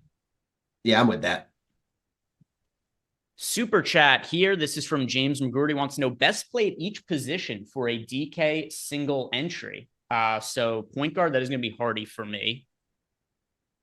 Shooting guard, I'll say Seth Curry. Small forward, it's fine. This like is going to end up being so many Mavericks players. Tim Hardaway at small forward now that he's starting. Power forward, I'll go with Chimezie Metu. He's definitely a little bit more on the contrarian side. And center, I'll give you Joel Embiid there, James Magruder. Morningwood Blues wants to know Eubanks or Jackson Davis on DK. Matt, I know you've been a Trace Jackson Davis guy over the course of the last 12 minutes or so. Eubanks or Trace Jackson Davis tonight? I think Eubanks is definitely the safer guy, but I like Trace Jackson Davis in tournaments more. Like, if one of these guys is going to like 10x his salary, it's Trace Jackson Davis. I mean, all of a sudden, if he's like starting or if he plays like 30 minutes, you're going to need him in tournaments. Eubanks is not that guy. But if you ask me like which guy has a better chance of getting 20 fantasy points, it's Eubanks easily. Yeah, I'm going to go with Eubanks as my answer if you're just playing the one lineup. To me, Trace Jackson Davis is more of like a large field tournament play, maybe not somebody playing like a smaller field single entry type thing. Luke Stone is asking us super chat here on DK. Everybody's asking about Trace Jackson Davis now, by the way. Every question involves Trace Jackson Davis. Luke Stone on DK, Trace Jackson Davis, and Okongwu, or Kuminga and Eubanks. So Kuminga's another guy who stands to benefit a bunch if both Podziemski and Wiggins are ruled out. I don't want to play Kuminga if Podziemski and Wiggins are both in, but I'm going to go here with Kuminga and Eubanks. I think there's more upside in the Kuminga side, particularly, like I said, if there is no Wiggins and Podziemski for tonight. But Matt, how about yourself? Trace Jackson Davis and Okongwu, or Kuminga and Eubanks? Probably Kuminga and Eubanks, because I also like Kuminga a lot with those guys out, and he's safer. So yeah, I'm gonna agree with you there. All right. Let's see what we have in Discord now to get to. Questions in Discord. This one is coming to us from, where'd it go?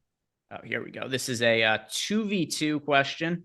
This one is from Steve G. Wants to know max number of, why are these questions all coming in like in weird orders for me right now? All right, here we go. Iron Maiden 2. Embiid and Hero, or Jokic and Barnes? That is Embiid and Hero for me. Yeah, same. Although it's toss up. Cleveland 27 wants to know one player for 10K and under on DK. Who's your favorite player priced under 10K? So I'm guessing he means like best projected player under 10K. I think that would be Kevin Durant. Yeah, Durant for me. Yeah, Durant or Trae Young. I'm also overweight to Durant, so that's going to be my answer. I get that. Also, because of the positions, right? We have a lot of guards to get to, whereas forward is a spot where, while there are good forward options, it's not quite the same value as what we have at point guard and shooting guard. So I'm going to give that as another reason for liking Kevin Durant there. Next question is from, let's see. Next question here is from Steve G. Max number of Dallas players in one lineup. That is 4 for me. How about yourself, Matt? I think you could play 5, but I'm with you. Like, I don't think you want to play more than 4. Okay. Next question here is from, this is very annoying that Discord is jumping around here. All right. JEW, pay up for Embiid and Jokic or go more balanced for single entry? You want to pay up for studs today. 100% agreed. It's going to be popular, but, that's the safer way to play it. Next question is from Tim Lee. He's asking us any flag plants for today. Chimezie Metu. Yeah. I'm also like, I'm going to plant my flag on the Phoenix-Sacramento game. Like, those studs are not going to be high owned, aside from Durant, because people are going to spend up for Jokic and Embiid as they should. So, not going to be the craziest thing in the world if like Sabonis, Fox, Booker, all like, we've seen those guys destroy slates before. So, that's where I'm going to plant my flag here, along with Metu, who's in that game. Rocky Raccoon 7 says Morris is starting for Philly. Do we like him as a pivot off of Powell and Eubanks? So I've got a version of my lineups running right now. I will tell you, I definitely like Drew Eubanks more than I like Marcus Morris. I don't mind Morris as a pivot off of Dwight Powell, though. But if it was just 1v1 Eubanks versus Morris, I'm going to be picking Eubanks for sure. Morris over Powell, the reason for me is going to be because I have so much exposure to Dallas that I think Morris is going to make sense in some individual lineups. Yeah, I agree. Let's see. Looking at the final version of my lineups, what am I getting to here? Anything surprising to me? I did get to a little bit more of Tim Hardaway, Matt, now that he's starting. Nothing too crazy, though. He's in 60% of my lineups right now. So my most rostered Dallas players ended up being Hardy, Curry, Hardaway, Derek Jones, and then Grant Williams. I did end up with Marcus Morris in 24% of my lineups, by the way. So I'm liking Marcus Morris as a contrarian option. Yeah, under 4K. I mean, you can't hate an under 4K guy who's starting. See what else we have here. We've got Pusha. Pusha is asking us if it's okay to play Metu and Eubanks in the same lineup. Yep, I don't have issues with that considering the size of the slate. Same. No issues with it. Super chat from RaceFan22. He wants to know, is Covington viable tonight? A little bit too thin for me. Yeah, it's 100% same. On most 6-game slates, considering how pricing has been this year, I'd be okay with him. It's just not necessary today with the amount of value that we ended up getting to. So not for me. Next question in here. And all right, we actually got to all of them. There we go. Banged all those out. How are you doing on your lineup, by the way, Matt? I'm good, man. I think it's definitely a stars and scrubs type slate. Just depends on what scrubs you want to play. There's a bunch of different ones. I like the Golden State guys more than the Dallas guys. I think that taking a shot on like AJ Lawson, Maxence Prosper, who you mentioned, even Markieff Morris potentially. So we'll have to wait in that starting lineup. Right. Saving my CSV here, then going to upload it to DK because I'm not an idiot like Eric, Matt. I get my lineups in before the slate starts so that I don't have to cry about it 2 minutes after it locks about how my lineups have been going. Boom, set, ready to go. We're all set.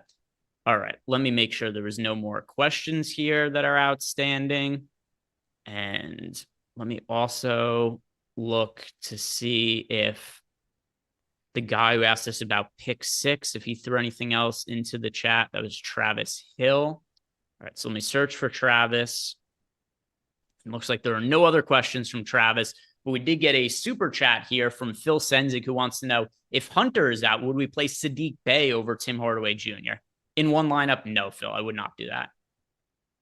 Agreed. I mean, it also depends on your risk tolerance, but agreed on like in a vacuum.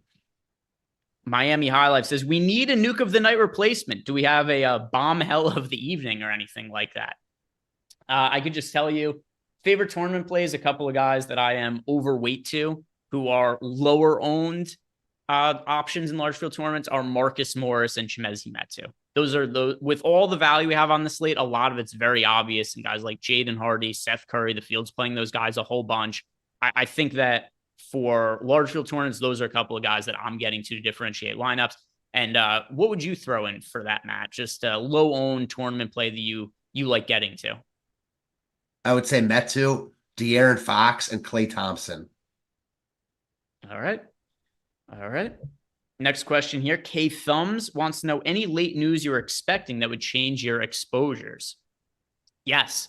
Golden State Warriors. We've got, for the Warriors, we don't know what their starting lineup is going to be. Both Brandon Podziemski and Andrew Wiggins are questionable. Those are fairly important. We've also got DeAndre Hunter questionable for the Atlanta Hawks. Now, him being ruled out doesn't massively change.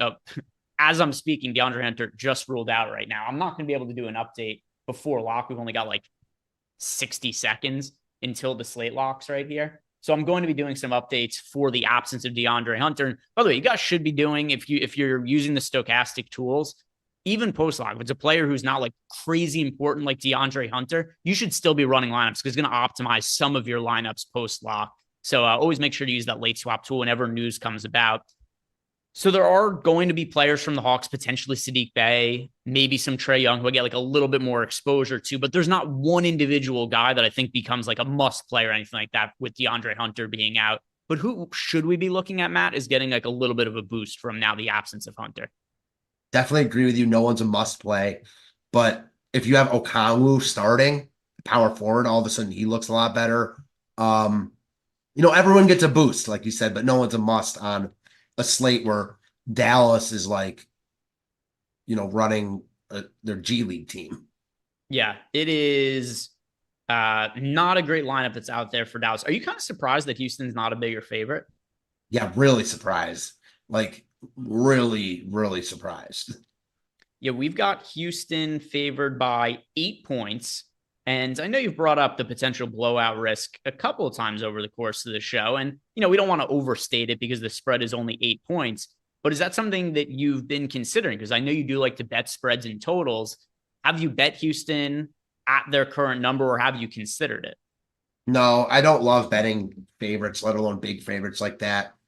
I do think the spread is short, but it also makes me think maybe I'm calling for a blowout a little bit more than I should. That said, it's not just all the blowout for me. It's also like this is a bad spot for Dallas. So even if it's like a 8 to 10 point game, maybe it's like a 105-95 game. You know what I mean? So like I just don't see Dallas scoring a ton here. Could be wrong. Yeah, let me look through some of my exposures from the other side. I think one thing that, as I'm looking through my lineups, I can't really call it a mistake because there's so much value that oftentimes it's just like, all right, let's just try to jam as much of the value as we possibly can for today. I do feel that it's kind of suboptimal, the amount of exposure I have to Dallas with almost no exposure to Houston. I've got north of 10% exposure to Fred VanVleet. I've got some lineups with Şengün. I do some lineups with Tari Eason, but less than 10%. But that's kind of it for my exposure right now from the Houston side of the game. You don't need it though. Like NBA DFS, like the run back. Sometimes, sure, if you get like an overtime game, obviously you're going to want Houston, but it's all about pricing. Like you don't love Dallas here because the players are great or because they're in a great spot. You love them because they're cheap and they're going to play a ton and their main players are out. So like, yeah, I think it'd make you feel better if you had Houston or anyone out there who's playing limited lineups that's playing a lot of Dallas, but I don't think you need it at all. Jabari Smith and Şengün look good and even better if Eason's out. But just calling ownership real quick. So in the 203 entry max, Embiid is 61% owned. Yeah, so Embiid's 61%. So that's probably going to mean that Jokic ends up being like 35% or something like that. Yeah, I was going to say like he probably won't get to 50% now. He'll be like 35 to 40. I'm with you. Let's see. In the $15 Embiid is 45%. What was his final projected ownership? All right, so our final projected ownership on Joel Embiid tonight was 39%. He came in at 45%. So close, not the exact same number, but fairly close, right? Within a few percentage points. And we had Jokic projected for 30% ownership. So I think this means a couple of things. I was going to say maybe it means the Dallas guys are higher owned, but that's not physically possible. Like we had Hardy project for 94% ownership and Seth Curry at 81%. It's not like all of a sudden that means like Jaden Hardy becomes 106% owned or something like that. So that ownership has to come from somewhere. If Embiid is going to be that popular, maybe Durant was projected for 25% ownership. Jokic was 30%. So one of those two guys I would guess is probably a couple percentage points lower. I think it's Durant. So like Adam made the point earlier that Durant stands out so like by a ton from a forward standpoint and just projecting as the best forward. And there's a lot of good guards. I agree with that. That's obvious. But now that you have Tim Hardaway Jr. starting and Derek Jones, who are both going to be really popular, I think people are really wanting to play Jokic and Embiid together in like the small field stuff. So I think Durant sees the cut. I mean, we'll wait and see, but that's what I think. Very possible. Very possible. And I mean, it's not also like a massive difference, right? I mean, we're looking at Joel Embiid came in at 45% when he's projected for 39.5% ownership. So it's really just trying to find out like, all right, what is, maybe if like Jokic is 2 percentage points less owned, like 2 percentage points. That's a good point. Like that ownership, that 6% difference could be shaved off of like Sabonis, Bam, guys that we aren't even talking about that are projected for not a lot of ownership that come in even lower. Let's see what else we have for this slate. What was the ownership here? I'm going to download the CSV of ownership right here. If you had to take a chance while I'm doing this, and then also, Jacob, if you wouldn't mind, can you run Sims for the late night showdown? It is the Washington Golden State game. Run some Sims for that and then throw it up on screen and we could start to look at that game as well. But first, I want to look at the CSV and just go through all of the players and what they ended up being owned here. I'll download the CSV for the $15. Okay, so we have Joel Embiid came in at 45% ownership, Matt. Only 2 other players in the game ended up being double-digit owned in that Philly Toronto game. Both of them 11% on, so barely over 10%. Who would you guess those two players are? Maxey and Siakam. Maxey and Marcus Morris. Morris came in 11% on. So I'm overweight to Marcus Morris. I have a little bit more than double the field on him. I think that was one where if Morris was named the starter at like noon, I think he would have had about twice the ownership. Yeah, potentially. I don't disagree with that. So that's a rooting interest for me. Like how can you go wrong rooting for one of the Morris brothers? That works out never. But maybe today. Maybe today. Players on Toronto, Scotty Barnes is only 9% owned, Siakam 6%, Oubre 2%, then 1% on Tobias Harris, OG Anunoby, Dennis Schroeder, Gary Trent. So everybody else right around 1%. I understand why. Outside of Embiid, nobody was projecting crazy well or anything like that. And then also you got all the news from the later games, and it's something where definitely made sense to leave some roster spots available. But I do think Marcus Morris is a little bit underrepresented by the field. So the injury news that we are still waiting on, we did get word that DeAndre Hunter is out. Do we get the starting lineup for Atlanta? Not quite yet. Do you think they go back to Okongwu and Clint Capella together in the front court? I'm not sure. Yeah, I can't remember. Who'd they do that? They did that against Toronto, I think. I'm not sure Miami's size calls for that, but I could be wrong. I'm not sure. Yeah, we got, let's see, which game was that? Okongwu. Because I'm with you. I don't remember exactly which game it was that they started together. It was, they might have done it twice. So they did it. No, Capella was out that one game. Yeah, you're right. It was against Toronto that they started together. So game against Toronto. By the way, they won. Kind of makes you wonder why they not go back to this. So Atlanta, who's been kind of a middling team this year, plays Toronto. They win by 21, starting Capella and Okongwu together. And they're like, all right, we're never doing this again. Not saying that I think it makes the most sense on paper, but if it worked at one time, why not keep trying it, see if it works? Yeah, I'm with you. I can't believe we haven't even mentioned how the god-awfulness that is Detroit. How do you lose that? How do you... the Pistons, I can't. I watched that entire game, and I've been pretty strong advocate for saying that I'm rooting for them to lose every single night. Because number one, I think it's funny, but number two, history. We could see the worst record in NBA history. We could see the longest losing streak in NBA history. But I actually did feel a little bit bad yesterday. They played so hard in that game against Utah. They just fucking suck. They tried so hard, though. They played so hard, Matt. And like Cade's playing really well over the last couple weeks, too. And at a certain point, because they were still playing hard yesterday, they're going to break. There's a point in time where you just go like, what's the point? What is the purpose of this? And that might have that game, you're at home, you're against Utah, who's got their like entire starting lineup out, and you shit the bed in that spot. In a game where they played by their standards fairly well. Cade had a big game, played really hard. They played Cade 40 minutes. I don't know. Like this rest of the season get very ugly for that Detroit team. That, and for whatever reason, they've refused to trade away veteran pieces. Like, why are they holding on to Bogdanovich? And they're only going to be worse when they get rid of guys like that, if they do it. I also feel bad for them. It's gotten to the point now where like teams are like, they're so bad where teams don't want to lose to them.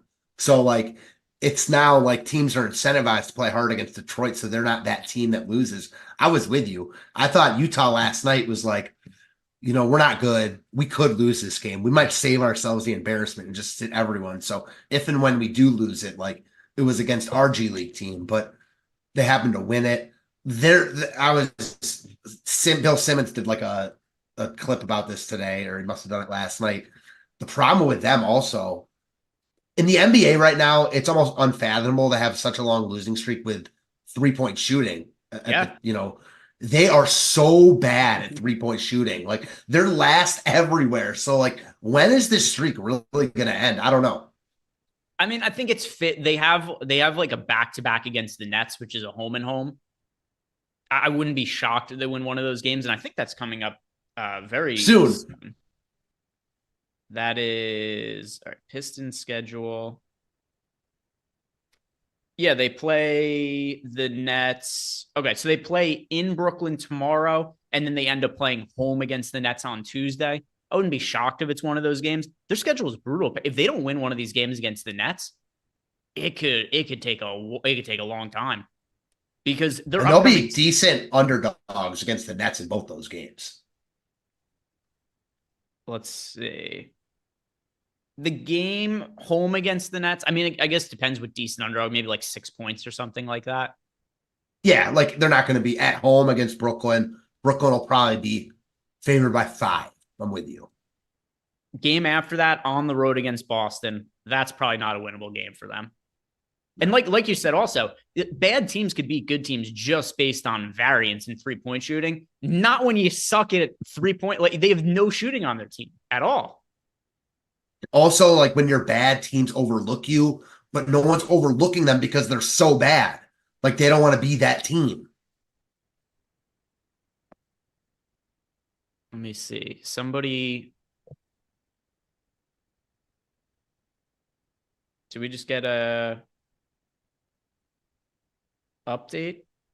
No. Somebody in the chat said that Seth Curry isn't playing. He was ruled in earlier. Seth Curry was ruled in. Oh, wait. I see Mavs players available. No Seth Curry. I think that might have been a typo. From Underdog? Yeah. Maybe. Yeah, you could be right. I mean, we'll see if something changes in the next few minutes here. What time does that game lock? 8. Yeah, so we have time. I think that's a typo by them because the last word we got on Seth Curry. All right, Seth Curry. All right. Here we go. Jason Kidd says Tim Hardaway Jr. will start in tonight's game against the Rockets, and Seth Curry is available to play after being considered questionable with back spasms. We also had the Mavs PR account tweet out, Seth Curry, back spasms, will be available for tonight's game against Houston. Yeah, so. Yeah, I mean, I'm with you. Yeah, I'm with you. Like, I think it's a typo. It's got to be. I'm trying to see if there was like an inactives report where something changed. They deleted the post, so they must be redoing it. There we go. All right. So there we go. We've got it. We made sure to do our fact checking here. That was a good call by you. All right. By the way, for anybody in the chat, it's still relevant information. So I appreciate the people still who pointed out, were like, hey, something weird is here. You know, when people just throw bullshit into the chat where it's like, oh, so-and-so players is scratched. Like, that's not what this was. This was somebody who was, looking at the tweet and then honest mistake. Yeah. All right. Let's see what we have as far as other questions in the Discord channel. And then we'll go and we'll look at some of the players that we're getting to in the Sims tool for the late game tonight. But we've got a question in Discord here from Einsteinium, who's asking, do the back spasms concern you? You know, what's funny? Last night with Sam Merrill, I was watching the game the night before where Sam Merrill had gotten hurt. He hurt his wrist and he had just like an unreal start of the half shooting. And then he was holding his wrist. He was struggling down the stretch of the game. And I was considering that. I was building my lineups yesterday. Like Merrill is going to be super popular. And I ran my lineups through the Sims and I took him out. And I was like, I'm not playing Sam Merrill tonight. I saw him get hurt yesterday. I don't know how good he's going to be feeling. And then I looked at my exposures without him and I was like, ah, shit. Now I have like 90% Najee Marshall. I was getting all these other guys. Like, I'm just going to match the field on Sam Merrill. That was what I did. Is I was like, I'm just going to match the field. And then I really regretted it after he ended up getting hurt in the game because I kind of had a feeling that that was potentially going to happen. Anyway, to answer Einstein's question, do the back spasms concern me? I'm not going to say that I'm totally 100% confident that he's fine, but it's not a big enough issue for me to get off of him considering what his price point is. Yeah, I was going to say the price is everything. So, yeah, like, doesn't make you feel better about him, but you're not playing him because of that. Like, I'm with you. And same thing with Merrill. Like, watch that game. Obviously, Cavs fan. He was amazing that night against Utah. But I also saw the injury and was skeptical and, obviously play limited lineups and did not play him and was obviously for the better. IC50 is asking me if I knew the Warriors' value right now. How many less Mavs? I know it's tough to answer. Yeah, man. Like I wish I could tell. Like because there's other elements to consider here. It's even if one of the Warriors guys is out, like one of them could be in, one of them could be out. We don't know exactly what the starting lineup is going to be. I don't have like a one size fits all answer if you're playing like one lineup on how to handle the Warriors situation. If you want to be safe today, I think you should still just be playing the Mavericks guys over the Warriors players. I completely agree because both the Warriors guys are questionable, and it's not like they're like crazy cheap. Dallas is cheaper, so like Hardaway's cheaper than Klay Thompson. Like Grant Williams is cheaper than Kuminga. Derek Jones is cheaper than Kuminga. So Dallas is the best projected value on the slate, probably no matter what. It just opens up the idea for Golden State in tournaments in my mind. Jabari Smith now in play. We've got Jabari Smith. He is $7,100 on DraftKings over on FanDuel. Jabari Smith is only $6,600. And Matt Belman, we just got news. Tari Eason is out tonight. He is not going to be playing. So Jabari Smith is certainly going to look better on both sites. I prefer him on FanDuel, certainly to DraftKings. The $6,600 on FanDuel where we have to play two power forwards, that instantly makes him one of the, if not the best power forward option on the entire slate, in my opinion, over FanDuel, because he's going to go under-owned in tournaments. People are not going to be swapping in the way they should. It's a Friday night. That's also going to have some impact on this. Go and get yourself some Jabari Smith on FanDuel. DraftKings as well. He's in play at $7,100, but not quite the same priority as on FanDuel. Yeah, I'm not sure what to make of him exactly. Like, he was amazing last game. I did not play him. Definitely have some FOMO. He smashed. Like, man, I'm going to wait and see what our tools think of him now. Yeah, we should be getting a projections update fairly shortly. And we've also got a couple of other questions here in Discord. This one is from Chalumpas and Chicken, who says, what's up, guys? Would you go in a large field tournament with Tim Hardaway Jr. or Jaime Jaquez Jr.? That is the East Coast version of Triple J, or the Southeast version of Triple J. But I prefer Tim Hardaway Jr. over Jaquez. 100%. Let's see what else we have here. JEW wants to know, have I ever bet a plus money alternate spread of a team as a hedge if you played a lot of players in the lineups against them, i.e. betting the Rockets minus 20 or something? I have not done that as a hedge. There are situations where I've bet alternate spreads, but not for that. That's like a very specific reason. But no, I've not done that as a hedge off my DFS play. My problem with that is like, is it my Rocket? Are you betting Rockets minus 20, Rockets minus 15? Like, what's the line? Like, there is no, I don't see the method to that madness personally. By the way, we are 4 minutes into the game, and as Poker Eric has pointed out in the chat, but not a misspeak by me. His name is Poker Eric. Embiid is struggling early.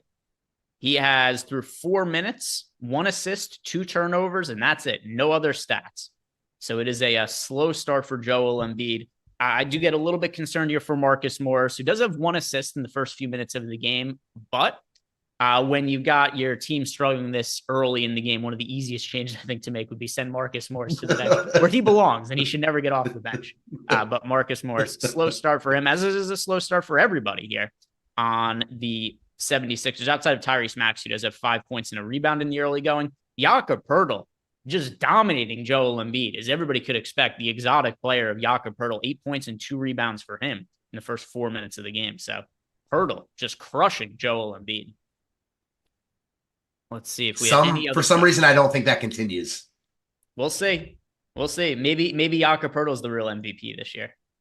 Are there any other Discord questions? Yes. JEW asks, who would we kick out on one lineup for Jabari Smith? Powell or Eubanks? I mean, they're in such different price points that it's kind of hard to I'd rather play if salary is not a concern, then yeah, I'm playing Smith over Powell and Eubanks for sure. But in terms of all those guys, I would prioritize getting to Jabari Smith over Dwight Powell now. Jabari Smith over Dwight Powell? Yes. I mean, yeah, like there's completely different price points though. Yeah, that's where to me it's like what is the opportunity cost? You know, who else are you taking out of lineups? But I know for me, if I was building lineups for FanDuel right now, 150 of them, I would have more exposure to Jabari Smith than to Dwight Powell. Dwight Powell is like a fringe play. I mean, Jabari Smith, like he's now, our tools just updated. We project him for 37 fantasy points now. Yeah. So, I mean, we project him for the same amount of fantasy points as Jamal Murray. He's a very, very good looking option now. Very good looking option. And Mod Dub T has left us a question, by the way, like you just mentioned, and as Lee B. Calicor in our Discord channel, who runs our projections for us, we do have a projection update up for the Houston Rockets. And then also there is an ownership update coming shortly as well. Mod Dub T is asking us a 2v2 question. It is Green and Triple J, but that's Jaime Jaquez, that Triple J, or Jabari Smith and Robinson. I assume he has to be Robinson. Duncan Robinson, Duncan? right? It has to be Duncan Robinson that he's asking us about. I don't love Duncan Robinson for today. Also, which Green is he asking us about? There's Jalen Green and Jeff Green, who I guess people could be considering as well now that Tari Eason is out. Modub T, just throw into the Discord channel which first, I see him typing right now. First names for some of the players. Okay, Jalen. This reminds me when we got the question of the guy playing DFS on Bet 365 or. Oh yeah, and it was like, hey, White, Green, Robinson, Smith. Who do you prefer of these guys? I was like, I'm very sorry, but this is there's too many. There's just like, what do you think of the over-unders for Smith tonight? It's like I don't know. But anyway, Modub T did follow up. It is Jalen Green and Jaime Jaquez Jr. or Jabari Smith Jr. and Duncan Robinson. I prefer the Jalen Green and Jaime Jaquez side. Same, but I think you could just find another player over Duncan Robinson, and I might prefer that side more. Yeah, well, let's see. What's a player priced around Duncan Robinson that we might prefer? Duncan Robinson on DraftKings is 5,700. I mean, Kuminga. I like that, actually. I think that's a good call. Because I like Kuminga no matter what. It's such a good spot against Washington. Like, he's in play regardless. And then if you get Wiggins and or Podziemski out, it's, wheels up. I'm gonna agree with you. I see it your way. So let's go Jabari Smith and Kuminga instead of Duncan Robinson. And that does make the combination look better. Kuminga right now is somebody who I don't mind him. Like you said, he's okay, right? If you played him right now, all things being considered, you'd be okay with Kuminga in your lineup, not a priority. But he is somebody you really do want to get to if both Wiggins and Podziemski are out. So I think that makes him somebody who's worth looking at in a tournament setting. This is also one of those situations, by the way, guys, where if you're building lineups in our Sims tool, this is the time to use the ROI boost, where it's something you can't really capture just with projections, what the potential upside of a player is if their teammates are questionable. So that's a scenario I'd go in and maybe do an ROI boost up to Kuminga so you get to a little bit more of him. Let's go ahead and look at some of the lineups we got to for the showdown slate tonight. Now I see that Jacob has sent me some screenshots here. So I'm going to look at these. Our number one overall highest projected lineup. If you wouldn't mind throwing this up on the screen as well, Jacob, for showdown today. The number one projected lineup for tonight, Matt, it is Kyle Kuzma in the captain spot with Daniel Gafford, Jordan Poole, Klay Thompson, Steph Curry, and Trace Jackson Davis. What do you think of that? You got some of your favorite guys in here. We've got Trace Jackson Davis as a somewhat contrarian option here. We've got, I'm not going to say anybody else you really love, but it just kind of stood out to me that Trace Jackson Davis is in this lineup. So what do you make of that lineup being the number one overall projected lineup for tonight? I'm not sure how much I love Kuzma in the captain spot. I like the Warriors much more in this game than Washington. That said, It could easily be a close game. I mean, Washington just won last night. It's obviously a get-up spot for Poole and probably that entire team. Get-up spot for Golden State. This should be a fun one to watch. I don't hate that because you're getting most of the good players in the game. I don't think Kuzma would be a guy that I would expect to be really, really high owned on the showdown that I wouldn't mind like potentially fading and just going really heavy Golden State. But on a projection level, it makes a ton of sense.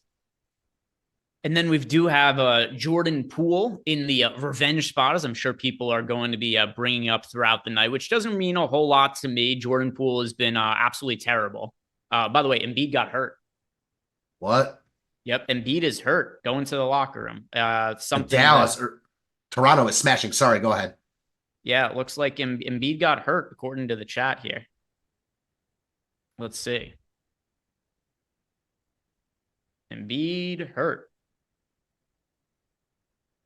It was bound to happen at some point. Let me go and look at how bad did the injury look, by the way? Let's see. Embiid. All right. What was the play? Embiid was also having a terrible game before getting hurt. It was so early, though. Yeah. I mean, you wonder if he was coming into the game a little banged up for him to leave this early and struggling, or a coincidence. Yeah, I wasn't thinking about that point. You're not wrong there. I mean, Embiid's out here just getting crushed by Jakob Poeltl in the first 2 minutes of the game. It could be something amiss. Yeah, unlikely story. So the early going of this game, we have the Raptors now up by 13. Something else we should be considering. Are there any live betting scenarios? Oh, the Raptors are still underdogs on the live line, Matt. I'm going to bet that right now. No way. The Raptors are up 13. Joel Embiid just went to the locker room, and they're underdogs. I'm actually going to look at that too right now. Yeah, they are plus 100 on FanDuel right now. Let's bet it. On DraftKings, they're only minus 105. I mean, they're minus 120 now. The thing is, how bad is Embiid hurt? Don't know, but I don't even see anything come up about it. In fairness, I am just I went and looked on Twitter, and I see everybody saying Embiid hurt. So I don't know how he clearly got something happened. So he's back in the game already, by the way. Yeah, Joel Embiid is staying in the game after the timeout, but still walking a bit gingerly. And yeah, I found the video of it. I do. Is he playing this? Is he playing this up a little bit? He's getting cooked by Jakob Poeltl, so he's like, "Oh no, I have to pretend I'm injured now." I mean, yeah, Poeltl and Siakam are going nuts. I just bet Toronto at minus 102 anyway. I still think it's worthwhile. They're up 15 in the first quarter. Yeah, the thing is, it's not like the Detroit versus Denver scenario where Jokic got ejected, which I miraculously covered by a half point in that game. But Toronto's actually like decent. They're not great, but they've got like they're obviously on a whole nother level than Detroit. I mean, that goes without saying. Yeah. I don't regret it. I don't regret Embiid it. Embiid with a rebound and an assist. So all right, he's back. He's back. He's fine now. All of a sudden. All right. Anyway, that brings us to the end of the show here. We got some excitement. If you guys want any more betting information, go ahead and sign up at OddsShop. There's a link for it below and a promo code right now too. Promo code GIFTMAT is going to get you 33% off when you sign up at OddsShopper. So we got a couple of different promos going on. We've got the gift promo for OddsShopper that gets you 33% off. We've got the holiday promo for any sign up at Stochastic. You sign up with that promo code holiday and you get 25% off. So sign up anything you guys want. Use those links below so you get those discounts and use the promo codes as well. Thank you guys very much for watching. Like the video, subscribe to the YouTube channel if you've not done it already. Peace out. Have a great weekend. Have a great holiday as well. See you guys back here next week.